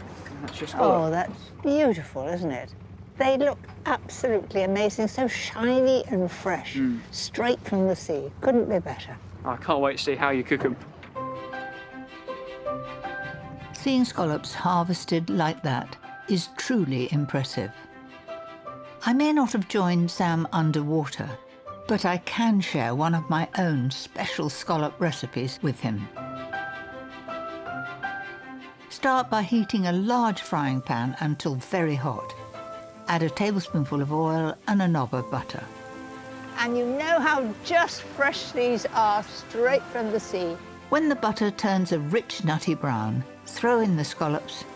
The trick is to fry them for no more than 30 seconds on each side. A little pepper and salt if I haven't lost my hat. If you don't have scallops, king prawns are a good alternative. That's it. I'm taking them off right now. To go with these wonderful scallops, there's nothing better than oyster mushrooms. They're very meaty, and I like to cut them fairly thinly, lengthways, just like that. And yes, you do eat all the stalk. It's the best part. All they need is to be fried in some oil, butter, and finely chopped garlic. Sheer luxury. Little pepper and salt, and stir well. And it'll take 2 to 3 minutes to cook that. Just turn it over. I often like to do this with 2 spoons, but as I'm on the beach, it's either saving the hat or using 2 spoons, saving the hat. A good glug of white wine will get this sauce going. Do you know, it's something about with the sound of the sea behind me and the wind, it is lovely. I really feel I'm on holiday. It's 300 ml of full-fat cream that transforms the dish into something divine. So that's a lovely sauce consistency there. A little squeeze of lemon juice, some fresh tarragon. That'll give a wonderful flavour. More colour and flavour from parsley. There it is, perfect sauce. One last thing to do. These are the star of the show. Just let those go in. Don't they look beautiful? Doesn't that look delicious? I hope Sam is looking forward to sharing them with me. I've shared scallops many a time, but I've never cooked them for a professional scallop diver before. Let's hope this recipe has done justice to his catch. Oh, wow, Mary, this looks amazing. Thank you so much. Well, you said when you came off the boat that you would be starving, so you've got a good portion. It really is. Well, come on, see what you think. Ah. Wow. I honestly think this is the best scallops I've ever had. I didn't know they could be this beautiful. Well, they couldn't be fresher, could they? And I think the important thing of scallops, whether you cook them in the oven, whether you fry them, however you do them, is to do them just for a few seconds each side. Because if you cook them for too long, they're tough. Don't overcook them. Because my family love the coast, whether it's summer or winter, I always have a simple warming recipe up my sleeve that's perfect after a long day out. Lasagna is an absolute staple for most families, and I've got a brand new one. It may not be the classic lasagna, but it's easy, creamy and delicious. Start with 500 grams of diced chicken thighs. There it is, beginning to sizzle straight away. So I'm just tossing that until it's lightly brown and not cooked. Then add some chilli, garlic and mushrooms and let them sizzle. Won't take long, that's it. Then I'm going to add 200 grams of young spinach, lovely and tender. Looks as though it won't all go in, but I assure you it's going to. So just turn that until it's wilted. Rather than the fuss of making a bechamel sauce, I've got a much better plan. So that's bubbling away. Add the creme fraiche, and you know me, full fat creme fraiche, all in one go. 200 ml. And some parsley, all to add flavour. Give that a stir and let it bubble up. And then that is a thin mixture. I'm going to thicken it up with a little bit of corn flour that's been mixed with water until smooth. That's the creamy chicken done. Now onto the tomato layer. Add 2 tablespoons of sun-dried tomato paste to a tin of chopped tomatoes. That really does add a depth of flavour. Boost it further with a tablespoon of chopped thyme and, of course, pepper and salt. So just give that a good stir. And no need to do it on the cooker. It's going to get cooked when you put the lasagna in the oven. Now just bring it all together. Spoon 1/3 of the creamy chicken mixture into an oven dish. It'll look a pretty thin layer, but it's right. So just spread that out so everybody gets a little bit of chicken. Then about 1/3 of the tomato. And blob it. Don't try and spread it because it doesn't spread. Then I'm going to take the lasagna sheets that I've been soaking. I might have to overlap this a bit, but that'll be all right because I've softened it. But you'll need 3 sheets. Keep building the layers and finish with a generous topping of grated cheddar. The more flavoursome, the better. Mature would be good. Right, that's all ready to go into the oven. Bake for 35 to 40 minutes in a 180 fan oven until the topping is a gorgeous golden brown.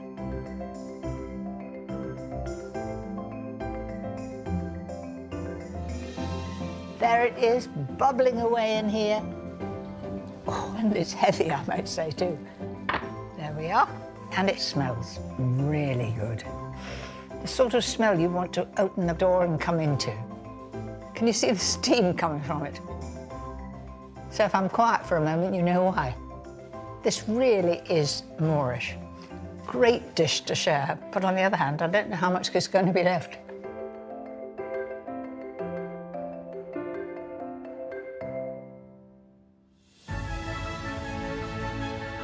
It's not just the seafood that lures us to the Jurassic coast.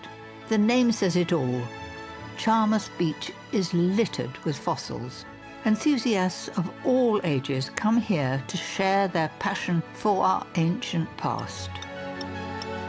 I'm told local expert Nigel Clark is the man to talk to. Is there any chance of me finding fossils today? The cliffs around here, 150 to 250 million years old. You're actually seeing a cross-section of the seabed here, and every time these waves hit these cliffs, more fossils get washed out. So you've got as much chance of finding a fossil as the next person coming down on the beach. So what do you think I might find? Well, normally around here, if you're lucky, you do find some bits of ammonite. When you look at this fossil, luckily this is cracked on the beach. And when you actually lift it up, you can see it's got some traces of fossils just here. Right. But if you investigated it further, you've got a perfect ammonite right in the middle there. Just like a little curly shell. It is like a curly shell. But this is 180 million years old. And you're the first person to have seen this since it was formed during the Jurassic Sea. So it's a perfect ammonite right in there. It looks lovely. All this fossil hunting has made me work up an appetite.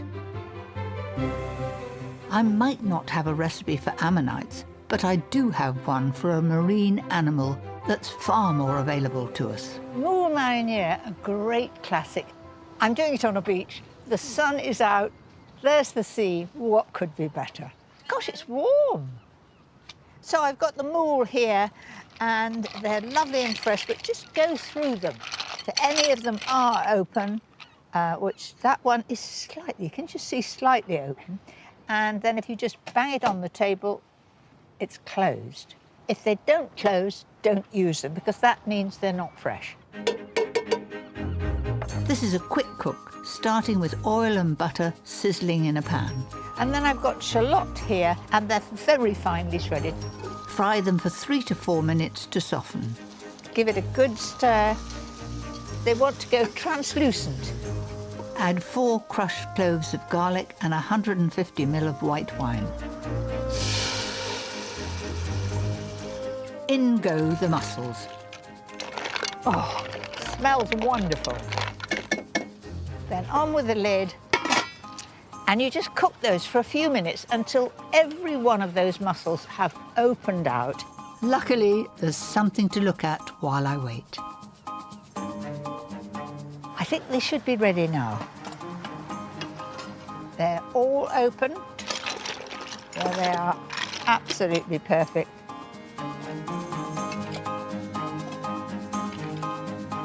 So in the pan now is just the wine and a few shreds of shallot. So at this stage, you almost want to call the family. They will wait for no one. Keep the pan boiling until that flavoursome liquor is reduced by half. Now, in goes the cream. Yes, double cream, of course. That's it. And then just bubble that up. I'll give it a stir. And pepper and salt. Not too much salt, because mussels come from the sea and they're fairly salty. And some pepper.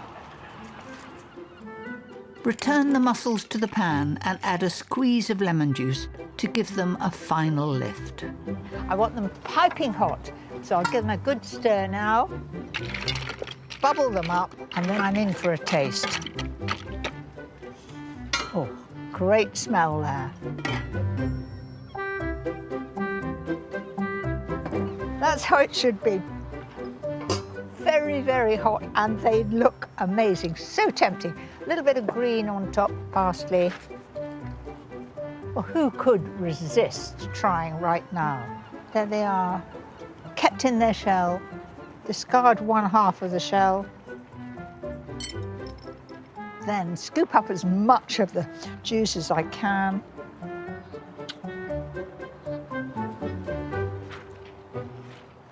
Doesn't get much better than this.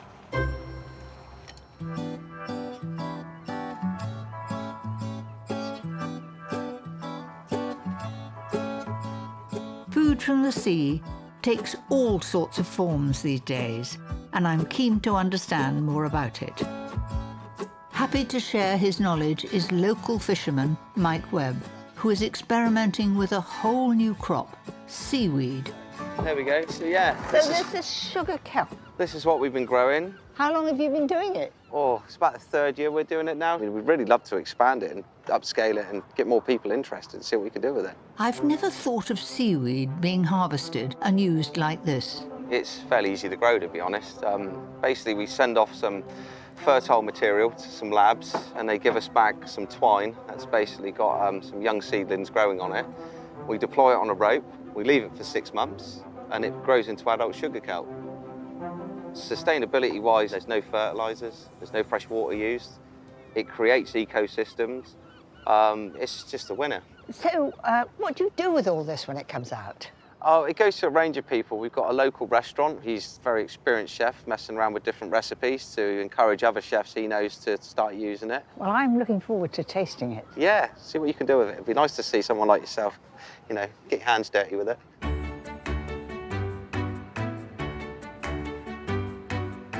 I'm ready to see how the seaweed is transformed.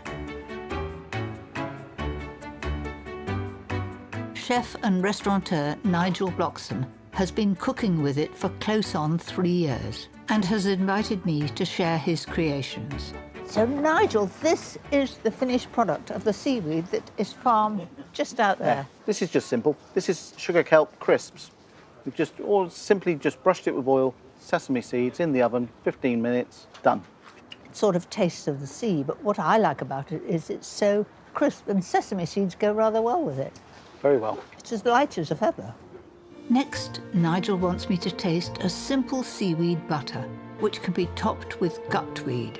It looks a bit like moss or the stuff that is clinging onto a boat. That's exactly what it is. It's that weed that looks like beard, and it's got a horrible name because they call it gutweed. So to get everybody eating it, because it's terribly good for you, is rename it. This is crispy seaweed. It's been washed out and then deep fried. It would look lovely as a garnish as well. It's great. And it looks tempting, far better than on the side of a boat. This is your Chinese crispy seaweed.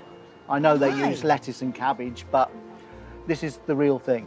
This is really tasty, and it tastes salty, it tastes of the sea, it's crispy and appealing. Yeah, absolutely, it's fantastic. It sort of melts in the mouth. Who would have thought gutweed could be so Moorish? Nigel has one more dish for me to try. So I'm getting down to business now. Yes. Yes. This is the hake, done with a tapenade. But tapenade, I think of black olives, and so what's in this tapenade? That's a green olive with the sugar kelp, a little bit of oil, a little bit of seasoning, a little bit of garlic. It's very appealing to look at, and you've got a bit of the crispy sugar kelp on the side. Yes, and we've got a little bit of mash underneath, which we've run a bit of seaweed through. That's very tasty. Quite salty, no need to have any more salt. No, we didn't add any salt to the fish. The fish has got the flavour from the tapenade. So why do you like sharing the seaweed, and what is the reaction from your customers? I like it because it grows really easy. It provides us more oxygen to the atmosphere than forestry. We should be eating it because it's got loads of vitamins in it. It's got a lot of omega-3 in it. That's where the fish get their omega-3. It actually comes from the algae. Thank you so much, Nigel, for sharing your enthusiasm for edible seaweed. And I, for one, love this one. Cheers. Well, I certainly don't want to be left out of the fun. So I've created a recipe which uses seaweed, but the type you can buy in a supermarket. So this is a first for me. I have not used seaweed before. And nori is a Japanese word for seaweed. And it's the nori that makes it very, very special. So you often get it in sushi, wrapping around that rice. It has an unusual taste. It's slightly fishy. And I think I might soon become addicted to it. I'm starting with a mixture of fresh vegetables. First of all, the daikon. Now, that is a Japanese radish. I've cut that into shreds. Takes time to do, but well worth it. Celery, red pepper, and the carrot I've grated, coarsely grated carrot. Some spring onions cut on the diagonal. Because they're all finely sliced, the sumptuous dressing will have lots to stick to. This looks so bright and colourful, and also full of flavour. The soba noodles will help carry the flavours too. And they're sort of soft, but they don't stick together. They're excellent. That's it. I'm going to give that a bit of a stir, but it needs that really lovely dressing, so I'll show you how to make it. Measure 2 tablespoons of grated ginger, olive oil and soy sauce, with 4 of rice wine vinegar. Pepper and salt. And remember that the seaweed's a bit salty too. It combines very well just with a fork. You don't need a whisk. Drizzle over and toss thoroughly so every slither is dripping in the delicious dressing. So that's the salad all finished. And we just need the star ingredient, our seaweed, to bring it all together. And I'm trying to make it sort of noodly. With a sawing action, you can hear that it's crispy.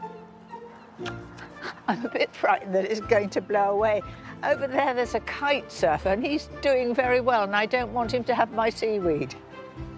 Right, I'm going to put a little bit of that nori in. And the colour gives it a lift as well, doesn't it? That's it. And finally, the taste test. It is absolutely scrumptious. It's a taste of the sea. It's well seasoned, lots of crunch, and it didn't cost the earth either. Delicious.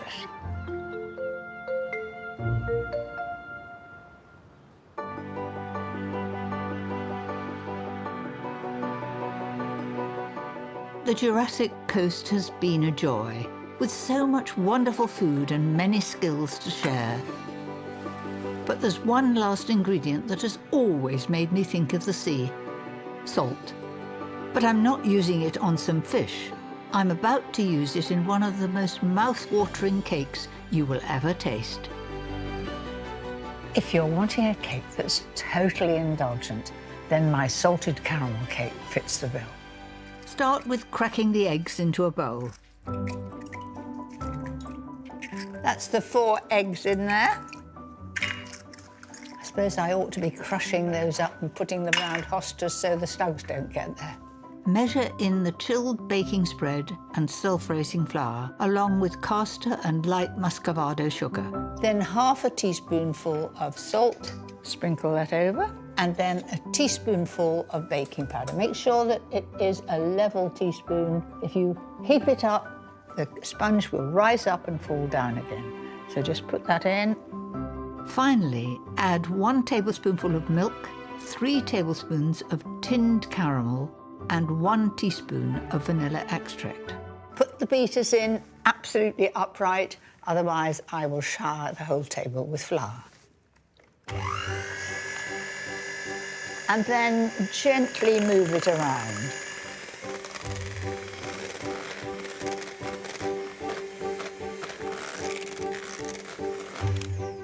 And you see that the muscovado sugar and the caramel have made it this lovely soft brown colour. Split between 2 20-centimetre tins and bake at 160 fan for about 25 to 30 minutes.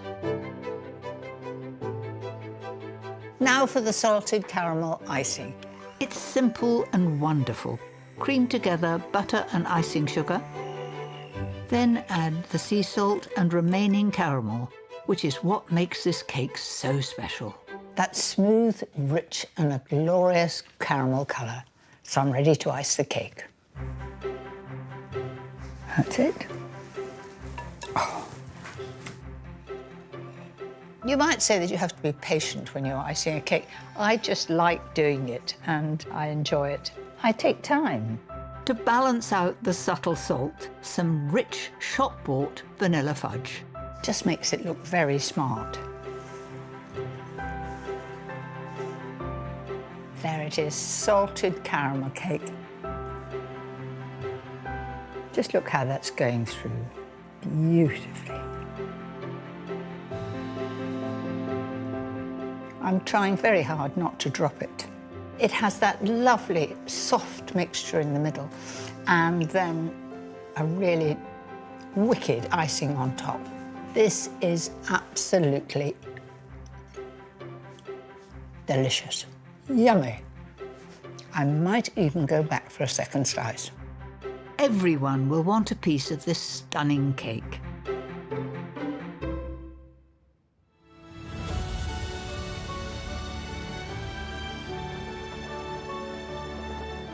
I've just loved my time on the Jurassic coast. The coastline here is so special. The views, the history, and of course the food. And the people here love to share it.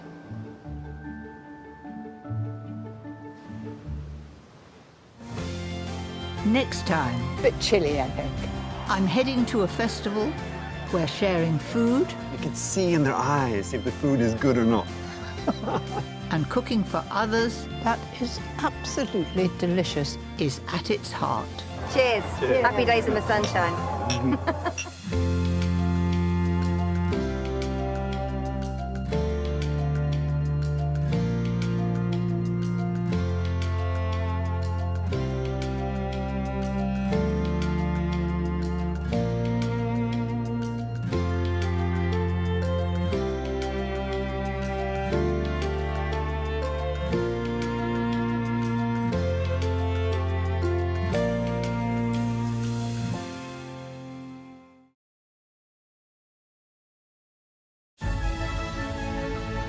Cooking is really at its best when it's shared.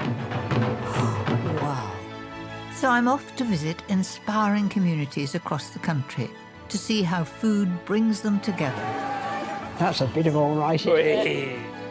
Exploring some exciting places. It's extraordinary. It's huge, isn't it? Look at that. Beautiful. I can think of no better place to be. While sharing mouth-watering recipes of my own. That looks amazing. I can't wait to eat it. I'm at the ready. So let's get to it.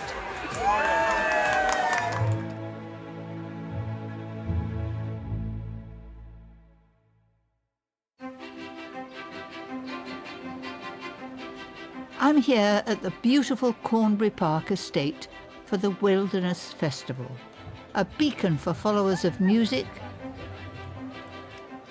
culture, and of course, fashion. Bit chilly, I think. But most of all, it's for lovers of food. I've been drawn to the 76 food trucks here with their array of glorious goodies. You've got everything in there. Thank you very much. Now that looks wonderful. I love to be able to eat with my fingers. Over the next 4 days, thousands will happily stand in line for all the delicious street food on offer. That is so tender. But what you didn't tell me is going to be hot, very hot and spicy. Oh. But it's delicious. Sorry. While others have travelled for an epic dining experience. There's so much going on at this festival, I really don't know where to start. But luckily, a very handsome friend is on his way to guide me. It's my dear old colleague, Michelin-starred chef Nicholas Ekstedt. He is one of 18 guest chefs and 200 caterers who will be feeding the 25,000 revellers. But tonight he's my dinner date. Good evening, Mary. How are you? How Gosh, are you? long time no see. Nicholas and I have a seat at the banquet tent where nearly 400 of us are going to share a meal together. What a highlight. I'm Mary. Hi, Scott. Hello, everyone. Hi, Nicholas. So are you excited? Is it your first time? It is my first time at Wilderness. So what have you come for, the food or the music? Ah, the food. Food, definitely. Award-winning chef Robin Gill is the one tasked with feeding us all this evening. I can't imagine what's going on behind the scenes. Coming up with a menu like this for 400 people in the middle of a field is a massive challenge. I think you obviously want to do your best, but you just got to pick the best ingredients you can get your hands on. It's a nice thing because it's a sense of occasion and sharing. And I have heard that Mary Berry's coming tonight, so no pressure. I'm dying to know what we're going to be having. Here we go. A starter of an anchovy dip with a feast of fresh garden vegetables to share, some of which aren't being treated with the respect they deserve. See, they're doing the carrot dance. As long as we eat them afterwards, I'm happy to have a go. Is this something British?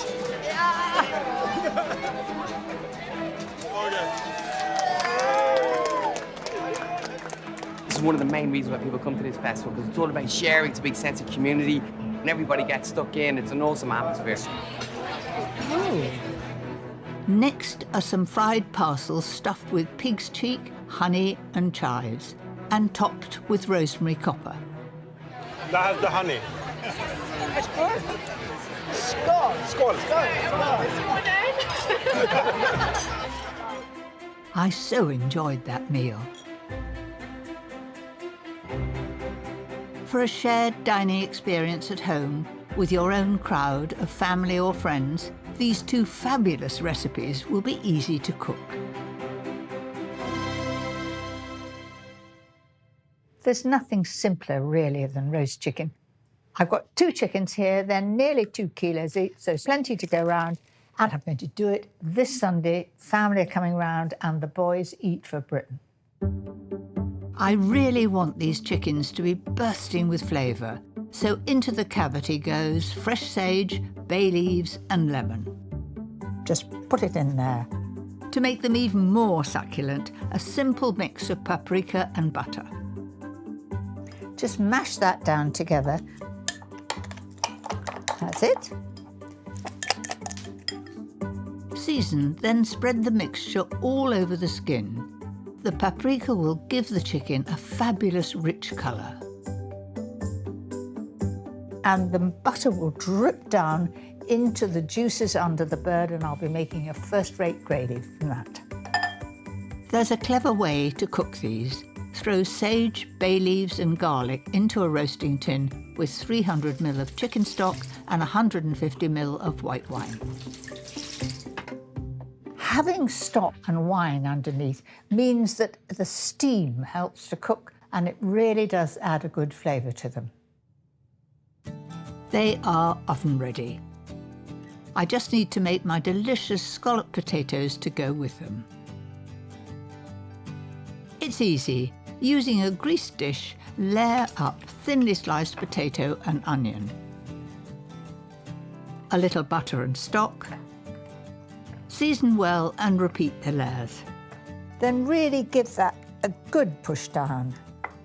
But don't worry that it's going to be proud on the top, because it actually sinks down during cooking.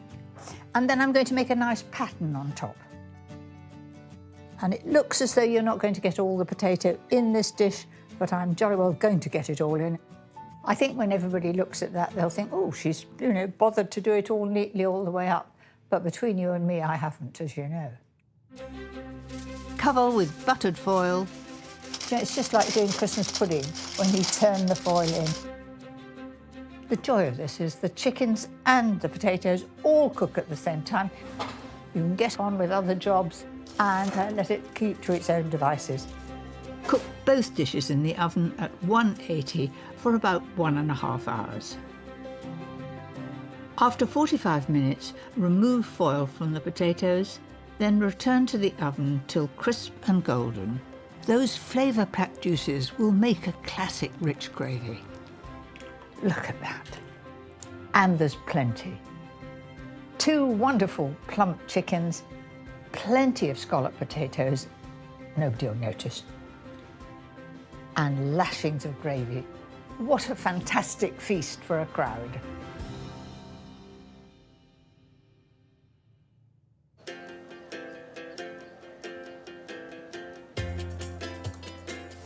Everywhere I walk, I smell delicious food. The difficulty is what to choose. I've just spotted some potatoes that remind me of mine. Though perhaps not the size of the pan.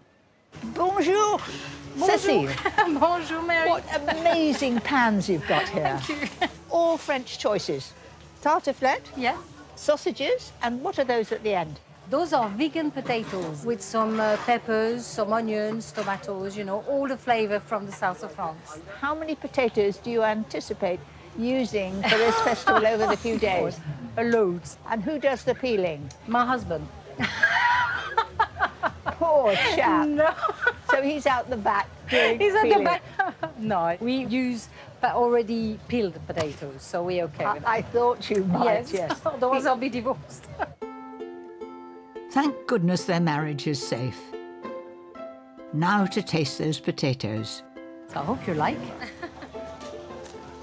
It's pretty nice. It's great, and I covet these pans. They're great, aren't they? Yes, I hope dear. you have a very busy time over for a few days. Thank you. Thanks. Merci. Merci à vous. Au revoir. Do you know, there are so many food trucks here, and I've tried two. The choice is enormous. I'm going to be popping by the time I get to the end. If I had a food truck here, I think my next mouth-watering dish would keep the meat lovers very happy. Sticky, short beef ribs. Lovely to eat out of doors, even pick it up with your fingers. You can actually finish them off on the barbecue too. First of all, I'm going to make a piquant marinade. Tomato ketchup first. 75 ml of apple juice. 2 tablespoons of Worcester sauce and the same of soy, 1 of white wine vinegar, and to sweeten it all up, 4 of maple syrup.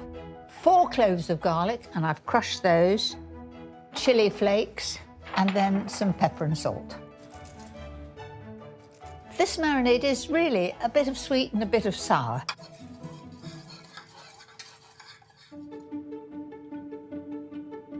So in go the beef ribs. It's essential that you get them really well coated. The smell is lovely. Leave the ribs in the fridge for a minimum of 2 hours, but ideally overnight.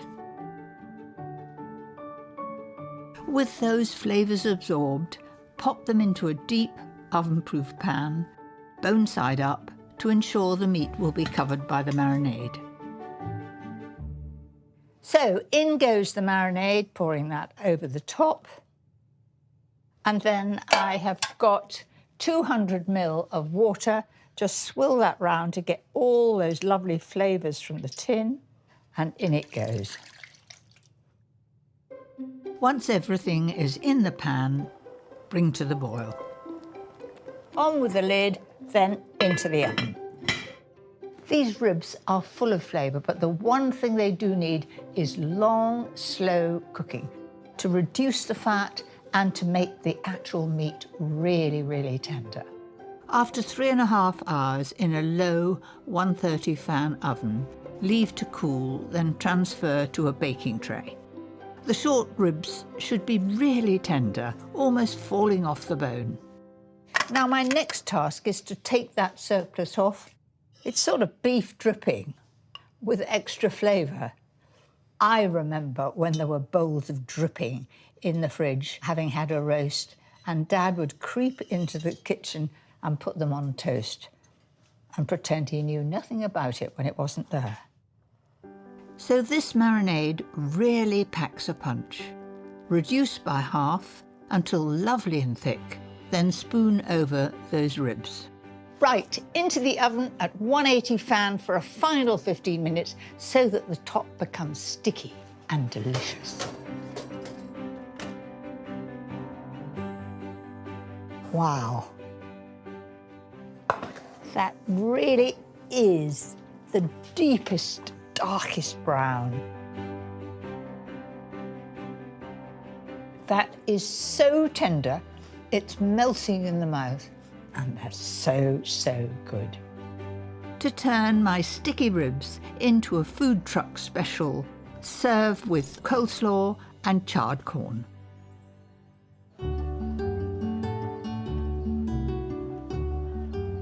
One of the highlights of the festival is the chef's table, with specially designed menus for their fans, and I count myself as one of them. Each day, a different chef cooks for a more intimate crowd. Today it's my friend's turn, and there are great expectations. This is the chef's table, and it is the grandest place to eat. Yes, and this is where the chefs showcase their signature dishes. And they watch what you're up to. Exactly. It's a little bit like being a musician on the stage, because you have the guests straight in front of you. So you could see in their eyes if the food is good or not.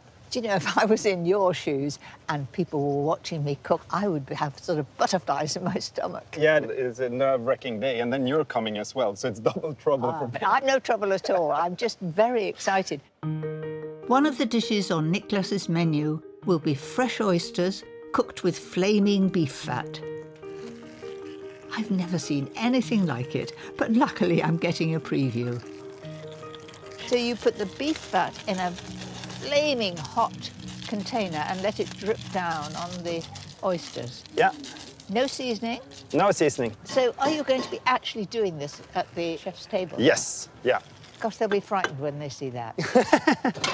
Could you pass me the oysters, the oyster shells over there? Yes. They're beautiful. And Thank the you. seaweed. And then the oysters goes down and back into the shell. In Scandinavia, we didn't eat raw oysters, but there were no lemons, of course, but we had apple. So what's in that? It's a beurre blanc with apple. I have never had oysters cooked like that. Wow. That slipped down so beautifully. And then suddenly you come across the apple, which gives it a bit of crunch. Yeah. It doesn't need any seasoning. No. And it's also got that smoky taste. Yeah. Gosh, they're going to be lucky, aren't they? Normally, you're cooking in your restaurants, whether it's in London or Sweden. What makes you come here to the festival? Because it's just such a beautiful setting, and then people are in a really good mood, and you know, they're not stressed, they're just here to enjoy themselves, and it's all about sharing food and sharing memories, and yeah, so it's just great. Now Nicholas wants me to taste his scallop dish, served with a unique and clever mayonnaise made from their roe. Instead of egg yolks, I smoke the roe a little bit over the fire. Right. Of course, it's a gorgeous colour, because that's just what the roe is. Yeah. It tastes very piquant and lovely. Yeah. Nicholas wouldn't be Nicholas without flames involved at every turn. This is a bold take on smoking scallops using hay. Right. And they've changed colour. Yep. They will be served on a bed of sea herbs and shallots, with thin slices of dried smoked reindeer. It's very lean, isn't it? Yeah, it's like a Scandinavian jerk. So it's brine and then dried over birch smoke. Finally, that scallop roe mayonnaise. Isn't that pretty? Thank you. I mean, it's like a picture. Thank you. That's the best scallop I've ever had. No. And I don't say that easily. Honestly, it is absolutely brilliant. You're even crying a little bit there. I'm not Got a crying, tear. it's your wretched smoke coming, making me cry. You have all the girls crying when you push them in front of Yeah, you. well, yeah, that's why I started cooking. The festival, it's boisterous, it's fun, it's noisy, but I've found a little haven of peace. Sharing food with a lot of people should never be daunting. My next dish can be easily scaled up or down, depending on how many mouths there are to feed. I've prepared all the ingredients, and so if you're outdoor living and you've got a barbecue or you've got something to cook on, it's a perfect thing to make.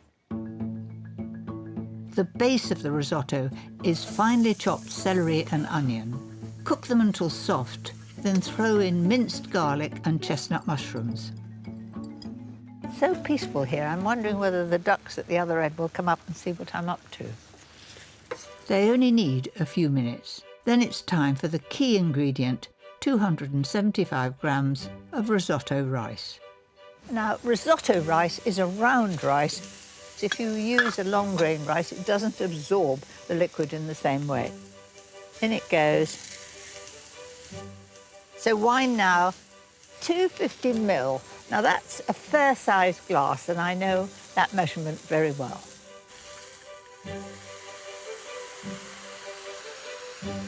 Once that's absorbed, start adding hot vegetable stock. And then you wait for each ladleful to be absorbed into that rice. Continue to stir in the stock until the rice is almost cooked. It'll take about 15 minutes, but in surroundings like this, I'm more than happy. You're allowed to go swimming in this lake, and you can take your clothes off as well, naked. I haven't seen any yet. Back to my risotto. Add chopped fresh sage, petit pois, and a creamy, rich Stilton.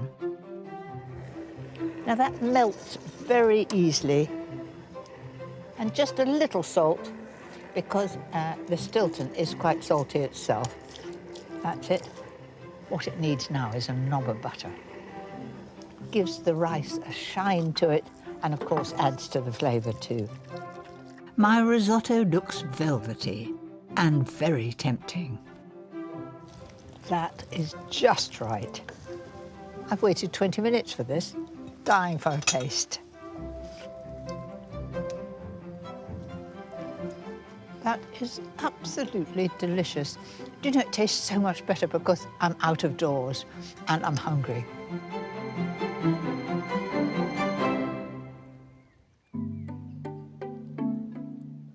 If you want something fresh and vibrant to serve alongside the risotto, I have the perfect companion.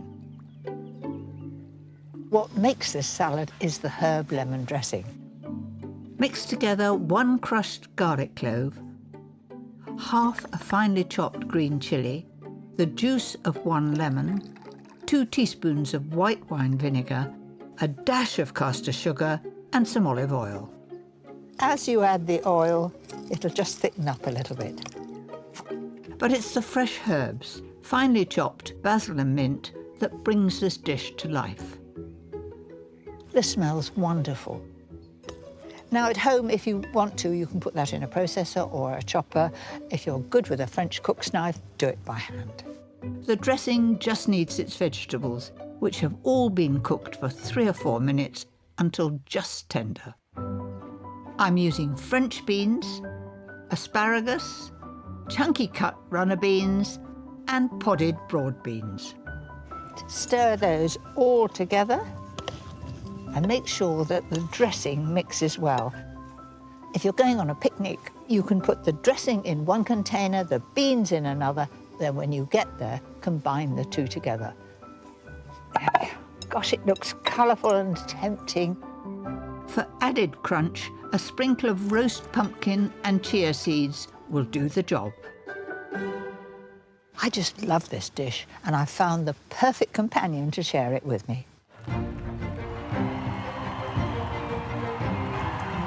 The much-loved singer Sophie Ellis-Bextor has just finished her 50-minute set. I'm sure she's worked up an appetite and is ready to eat. The crowd were loving every minute, and there seemed masses of them. I have no idea how many. It was a really lovely thing, actually, because, yeah, we were invited to open the festival, and they all looked all sparkly and lots of smiley faces and hands in the air, so yeah. My heart is full, but my tummy is empty, so... Well, I've got a risotto for you and a bean salad, and I hope you like it. Oh, it looks amazing. I have to confess, I spend some of the time that I'm on stage pondering what I'm going to eat to reward myself. How did you have time at that? There's always time to think about food. This is really delicious, by the way. Margarita time. Oh, ladies. Richard. This is my husband, Richard, the cocktail maker in our house. Thank you, sweetheart. Here's a Tommy's margarita. Margarita. For you. Oh, do tell us what's in it. It's a margarita, but it's only 3 ingredients. So it's tequila, lime, and agave syrup. Oh, and it's got frost on the outside. Yes. It's really cold. Cheers. Cheers. Happy days in the sunshine.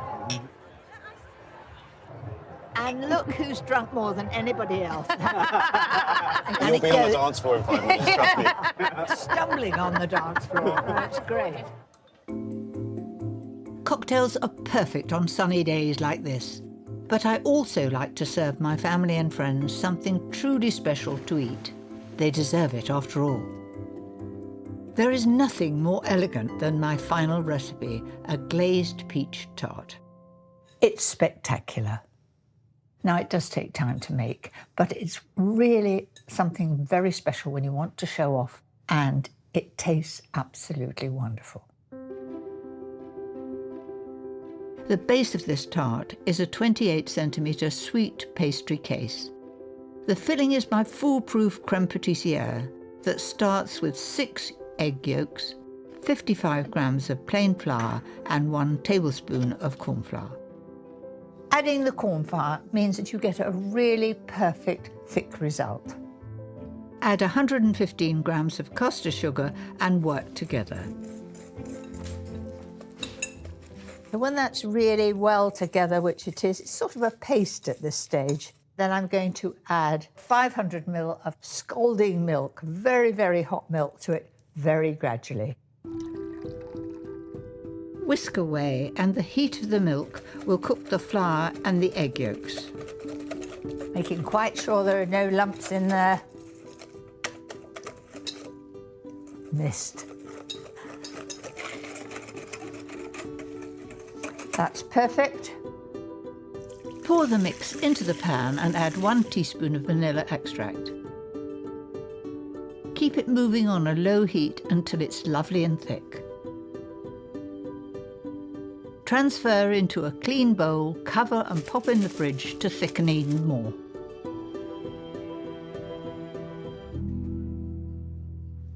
Now this crème pâtissière is really firm. Really, really firm. That's because it has set, it's been in the fridge. 100 ml of whipped double pouring cream will make this even more luxurious. So that's going into the fridge while I cook my peaches. Add 8 sliced peaches into the sugar syrup, which is simply sugar dissolved in water over a low heat. If you don't cook the peaches briefly, they will discolour. The heat just seals them. That is absolutely perfect. Everyone is keeping its shape and it's well coated with the syrup.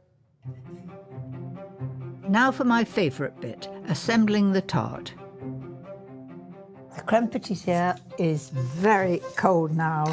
I'm going to put that straight into the prepared case. It's a bit of all right. That's it.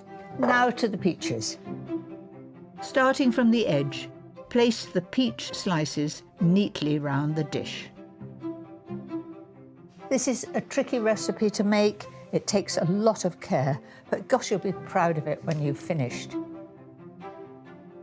That really does look stunning, I think, but it'll look even better when it gets its shiny glaze.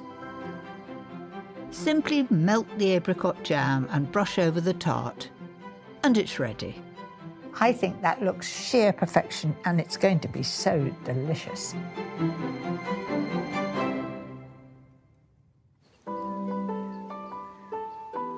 As my time at the festival draws to a close, I have one last stop to make.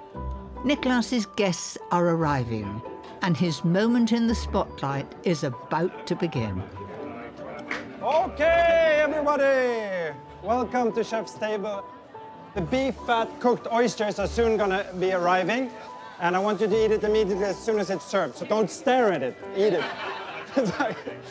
In such an intimate setting, I can see Nicholas is keen to know what the diners think. I'll just have to ask them. So, is it a great experience for you?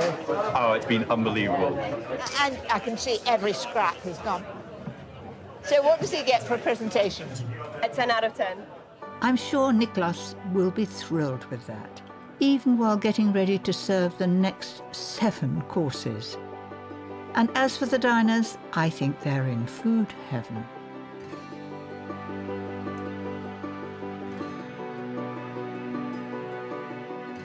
I've eaten my way around the festival, and what a great experience it's been. It shows how cooking and sharing does bring people together. Whether you're in a tent or eating with friends at home. Next time I hope you're hungry. I'm going to the magnificent city of Edinburgh. It's magical. Exploring its natural beauty. That's heaven on a plate. And attending an event like no other. Come on!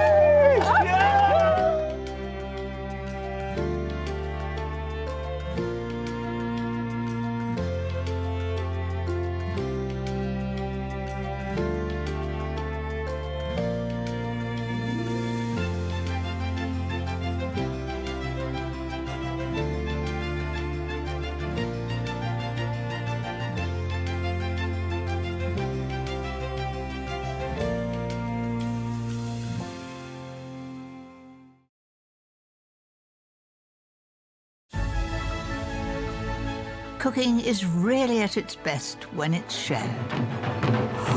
Wow. So I'm off to visit inspiring communities across the country to see how food brings them together. That's a bit of all right. Exploring some exciting places. It's extraordinary. It's huge, isn't it? Look at that. Beautiful. I can think of no better place to be. While sharing mouth-watering recipes of my own. That looks amazing. I can't wait to eat it. I'm at the ready. So let's get to it.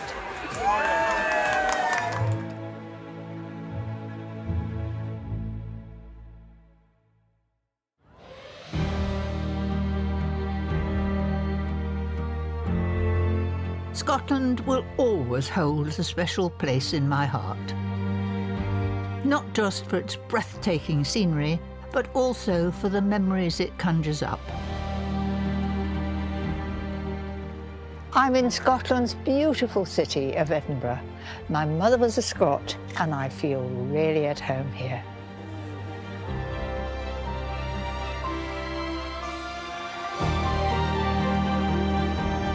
This weekend, the city is simmering with excitement. Thousands of people are here to share one particular passion.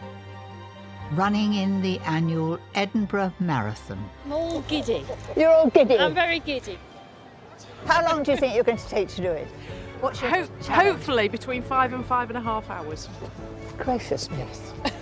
That's a long run. I wonder what they've eaten to give themselves the energy to make it across the finishing line. What do you have for breakfast? Porridge. Lots of porridge. Hi, how are you? Are you excited? Very nervous, but excited. So have you had a good breakfast to set you on your way? Porridge, yeah. Everybody's had porridge. It's the only way. When in Scotland. Thankfully, I'm not running today. But what an incredible atmosphere, filled with characters who are raring to go. Gracious Batman and Robin. Good morning, gracious Berry Berry. Lovely to see you. What difference does it make when the crowds shout at you? Will that encourage you? Absolutely, yeah. It gives you the energy then to keep going. I know the children have always got the big smiles on their faces because they're like, it's Batman and Robin. Right. What did you have for breakfast? Porridge. But if you're not a fan of the oat and are looking for something to have on the go, I have a very hearty alternative to put a spring in your step. Eggy bread was very much part of my childhood. I make it for my grandchildren and they love it. They've got very good appetites. I've lightly buttered the bread. Now I'm going to spread some chutney or pickle. I've got pickle here. I love pickle chutneys in anything. Goes so well with cheese and ham. Top with the avocado and 2 slices of ham. Then I need cheese to hold it all together. A grated, well-flavoured cheddar cheese. Right, there's my layers, and pop that on top. And you really have to press it down, otherwise it'll fall apart. Now to turn this into magical eggy bread by dipping the whole thing in egg. And you just want to beat them as if you think of making scrambled egg or omelette. In it goes. Something flat that will just take it. So in the sandwiches go like that. You just take 2. That's it. Let it run. Now you can see that's really well covered with the egg. And the other one all ready to be absorbed. How quick was that? Just heat up some butter and sunflower oil to fry them in. If I just use butter, it's likely to burn. Now just leave that to sizzle and bubble. The cheese will melt, the ham will become hot, and I want it to be golden brown. They should only need 3 or 4 minutes on each side. Fried bread is a real treat. It's one of the things that if my husband has been very good, and I've got some bacon fat, to have a piece of bread fried in bacon fat, there's not much better than that. Right, I'm going to see if that's ready. That is perfect. And easy, they're quite easy to just flick over like that. There we are. I'm good at flipping pancakes too. Crisp. Don't they look fabulous? A delicious alternative to get you going. Oh, I love the fact that they're rich golden brown. There they are. And these wait for no one, so I'm going to eat it straight away.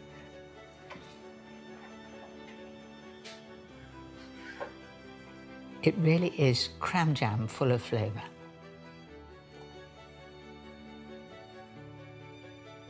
I can tell you that's going down a treat. It's magical. It's so good.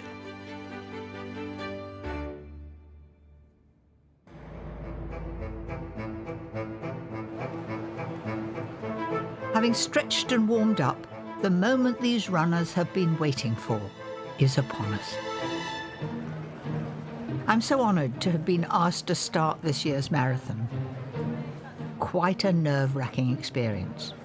Well, good luck, all of you. You look amazing. You've done your training. All you've got to do is complete the course.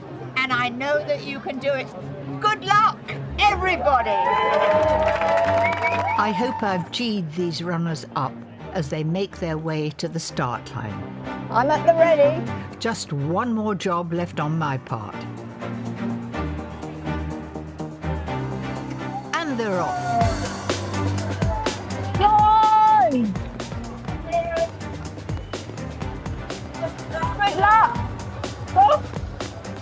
Over 30,000 eager souls from all over the world have come to challenge themselves on this marathon course around the Scottish capital.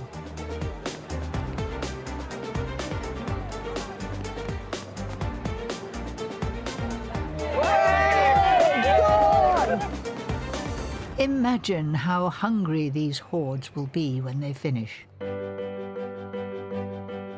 My next recipe is a real crowd pleaser, and you don't have to run a marathon to deserve it.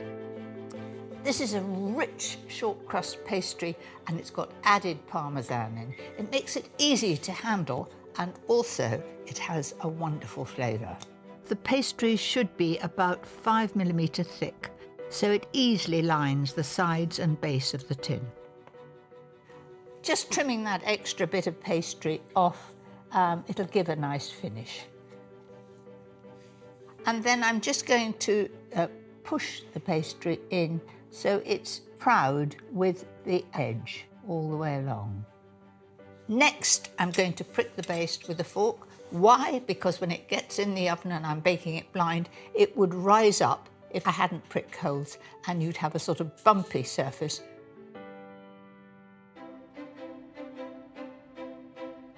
While the pastry chills in the fridge, slow roast a kilogram of sliced tomatoes. This is better than putting them straight onto the pastry, as they would make it soggy. I'm going to add garlic. I've peeled it and then cut it into slices. And then just put those in the gap, and that wonderful flavour will go into the tomatoes. Then just drizzle the oil over the top. It's bound to be good, isn't it?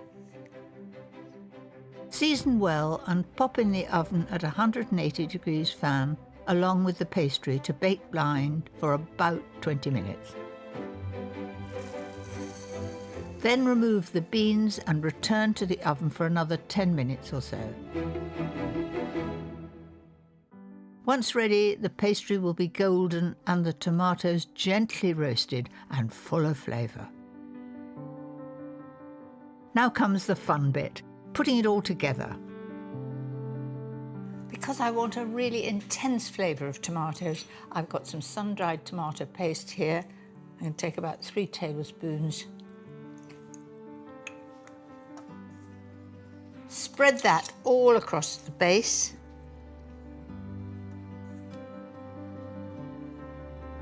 Then carefully arrange the roasted tomatoes on top of it. It's holding together well. These have nicely shriveled. That means it's driven off any moisture, but they've kept their shape. That's why it was so important to leave the skins on the tomatoes. Also, one less job, no skinning.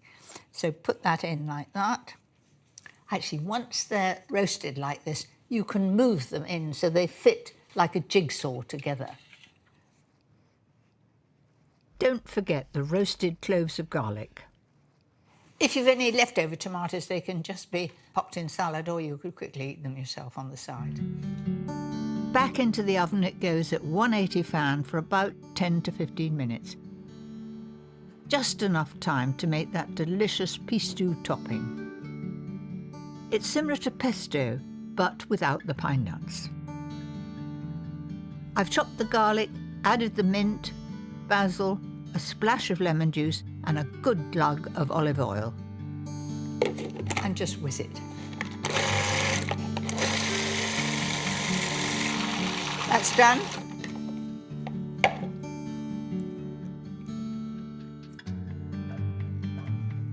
That just smells of fresh herbs and garlic.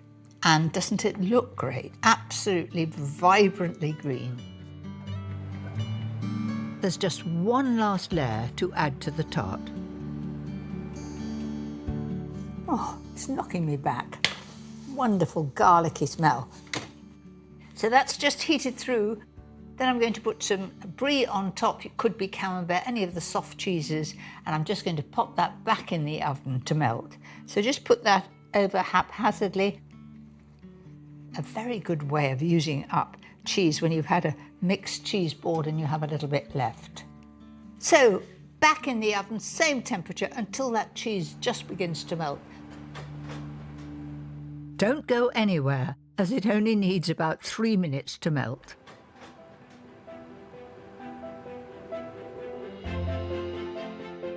Just looks so tempting.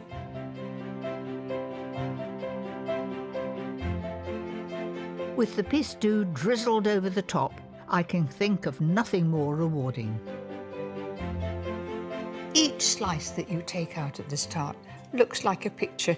You don't have to do an extra garnish or a sprinkling of parsley. It is just perfect. Basil and mint go really well together. You've got the crispest of pastry with that parmesan in, and then you've got the sun-dried tomato paste, the intense flavour, then the roasted tomatoes, then the pistou. Wonderful.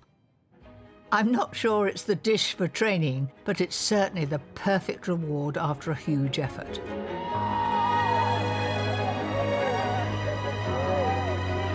Only another 25 miles! Look at them all go, and still smiling. Come on! What an admirable group of people. While they forge on, I'm going to break away to visit one of my other favourite spots in Edinburgh, the Royal Botanical Gardens.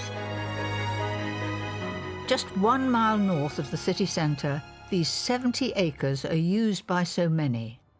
One of the most passionate is local school Pilrig Park. Remember, we just squeeze the pot a little bit and then we bring them out. Hello, and so what are you up to? We're using a pea frame to grow peas. They're going to trail up beautifully. Learning how to grow our food is so important. These students come here once a week to take part in the Botanical Gardens Plot to Plate project. We've actually been gardening with children for over 25 years. Food growing is such a brilliant thing to bring people together. It's a great thing for health. I can see the joy on these young people's faces because they're out of their routine. They come here and look forward to it. I think there's just something great about being outside and just being able to get stuck in and have a go, grow your own things, get the joy of them growing. We have a great time, actually. It's one of the highlights of my week working with Pilrig Park School. I bet it's the highlight of their week, and they look forward to next week when they come back again. Yeah. It's clear that they are inspired by this wonderful garden. Feeding this group won't be a problem. I have the perfect dish that has peas at its core and will keep them all happy. Here's a spaghetti dish that's great for a crowd, and you can do it and be on the table in 15 minutes. It is my go-to recipe of the moment. A food processor makes light work of this sauce. Throw in 125 grams of peas with 2 cloves of garlic. Then I've got the cashew nuts, they're unsalted, in they go. Cashews will add such a lovely creaminess. Fairly finely grated Parmesan cheese, that gives it a lovely flavour. There we are. And then a nice good-sized bunch of basil. And it's best really to give that a little chop. And I put the stalk in as well, because it's going in a processor. Give it a blitz and slowly add 100 ml of olive oil, a little at a time. It's the most gorgeous colour, and it took no time at all. So the spaghetti, I've cooked exactly as the instructions were on the packet, and that was 12 minutes. And I've drained it, but I've kept the water because I need a little bit of that water to maybe make it a little bit slacker. All that's left is to mix in more peas with the sauce, cooked spaghetti, and a splash of the pasta water. Don't forget the salt and pepper. Smells delicious. I can't wait to eat it. And finally, the moment I've been waiting for. Oh, that's heaven on a plate. I must get to those gardeners, have it while it's very hot.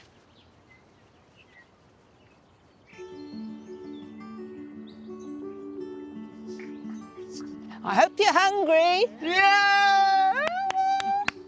Here we go. I'm starving now. It's pasta with peas and pesto. Whoa, look at that. Who likes spaghetti? Delicious. Well, it's delicious. That's what I like to hear. Well, you enjoy. Thank you, Mary Berry. It's been a pleasure, and I hope that you're going to make this when your peas have grown up those sticks and you'll be picking them, shelling them, and putting them in this dish. Thank you. Do you think we'll have a go? Yeah! I know, Matt, yeah. I'm quite good at that, twisting it round. What an experience. It takes me back to my own childhood with my mother. She loved the garden and was a remarkable cook. She taught me such a lot. My mother grew up in a family where nothing was wasted. Leftovers from Sunday roast were turned into a weekday wonder. And this next wonderful recipe is just perfect for feeding the family today.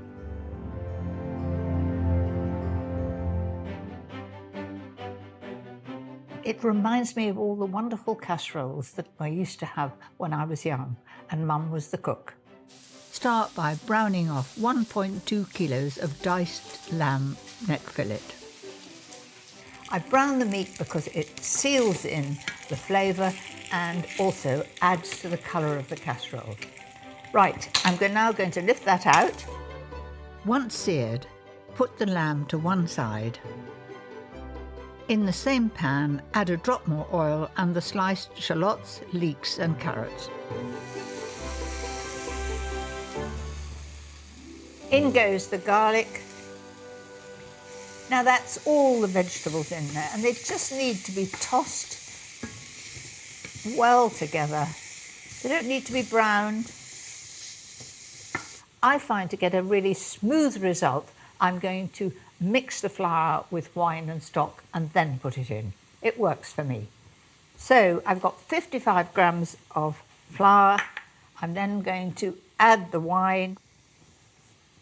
I don't use expensive wine unless there's expensive wine left, but I promise you, at our house, it's never left. And I'm just going to blend it as you would do with old-fashioned custard. Carefully pour this sauce in with the vegetables. So I'm going to give that a good stir and bring it to the boil. And that sediment that's at the bottom, that'll all add to the flavour of my casserole. In goes some soy, Worcester sauce and mint sauce.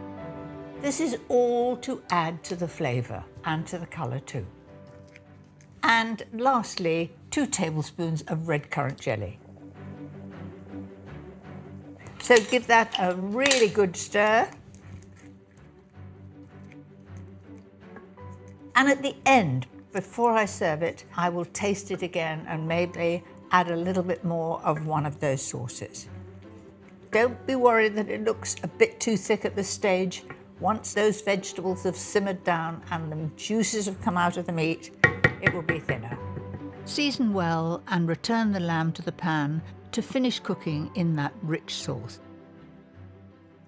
All I've got to do now is to bring it to the boil and then put it into the oven at 140 fan for about an hour and a half. It might take longer. Wait until the lamb is beautifully tender. And the last addition to my minted lamb casserole, chestnut mushrooms. I'm adding them at the end because I want to keep a lovely texture. If I put them in the casserole for 1.5 hours, they'll become very soft. I want a little bit of bite still in them. Give them a toss in that butter. They should be a gorgeous golden brown. There they are. And I'm going to add them to the casserole when it comes out of the oven. After 90 minutes, the slow-cooked stew will be glorious. Stir in the mushrooms and it's ready to share. I know it's going to be hot, but I do want to taste. You must taste this, it's good. And I think my mother would have approved.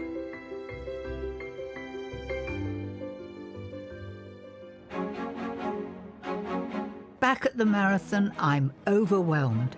Where do they find the energy? Glad to see Batman and Robin are still powering through. Come on, you can do it! Just watching them makes me hungry. I have a fabulous treat for them when they cross the finishing line. It's a very indulgent recipe with a very apt name for this occasion. And now for a little bit of sheer luxury. Honeycomb Rocky Road. And it is absolutely beautiful and a lovely reward for our runners. I've got milk chocolate here and it's 400 grams just broken into pieces.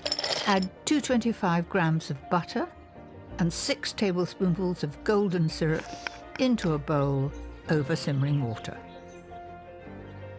Oh, so good. Very naughty, but once in a while we need a treat. Stir slowly until the chocolate and butter are melted. Oh, it's lovely. Gosh, this looks so tempting. And I'm not dipping my finger in or licking a spoon. I'm doing what I should do, stirring until it's all melted. This combination of butter, milk chocolate and golden syrup is perfectly balanced. And it looks lovely. Beautifully runny, in it goes. Look at that. I don't want to waste any, so let's scrape the last little bit out. And in goes the digestive biscuits, 500 grams. And I've broken them into little pieces because you want a bit of texture and you want to see that biscuit. Just look at how easily that rich chocolate coats the crunchy biscuits. absolute heaven. Then we're going to put that straight in the tin. Push it into the corners. It can be as higgledy-piggledy as you like, except for this one trick. If you don't level it off, what happens is it breaks when you actually cut it up when it's set. If you thought that was enough chocolate, then leave now. I'm dividing 4 honeycomb bars into thick slices. You might say this is gilding the lily, but I don't think so. It's just making it the very, very best Rocky Road. So just put this in, fairly sort of higgledy-piggledy over the top. That's it. How about that for a cook's perk?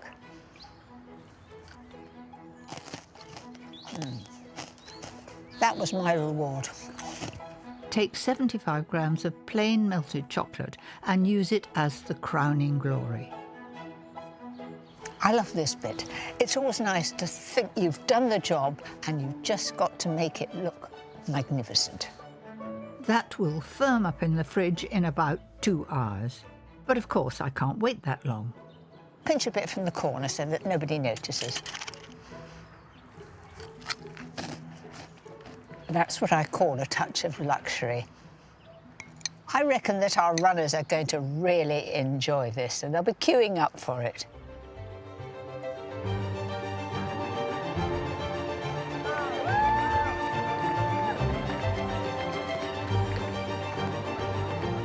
The runners have finally come to the end of their rocky road, but they have another waiting for them in the wings. And I've been joined by someone very special to me. Would you ever have a go with Abby? I have done a half marathon with Dad, but I think a whole marathon will be a whole different ballgame. My granddaughter Abby is a student at Edinburgh University. You take the rocky road? Yes. And is here to help share out my rocky road. Hi. Hello. It's Rocky Road. What do you think of it? Really good. Tell us. Thank you very much. Mary Berry's Rocky Road. Wow, amazing.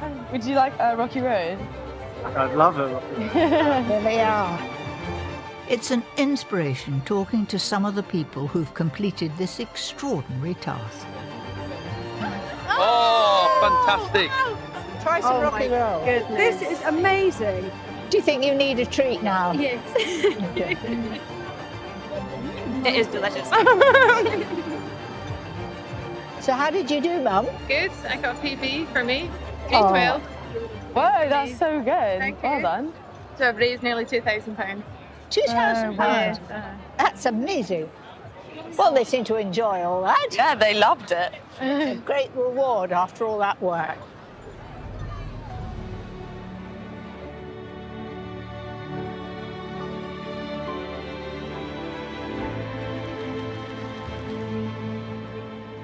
I'm so glad I returned to Edinburgh, and what an adventure I've had. I've loved my time in this city with its warm and welcoming people, even if it's a little bit chilly. Scotland is always close to my heart, and I will certainly be back.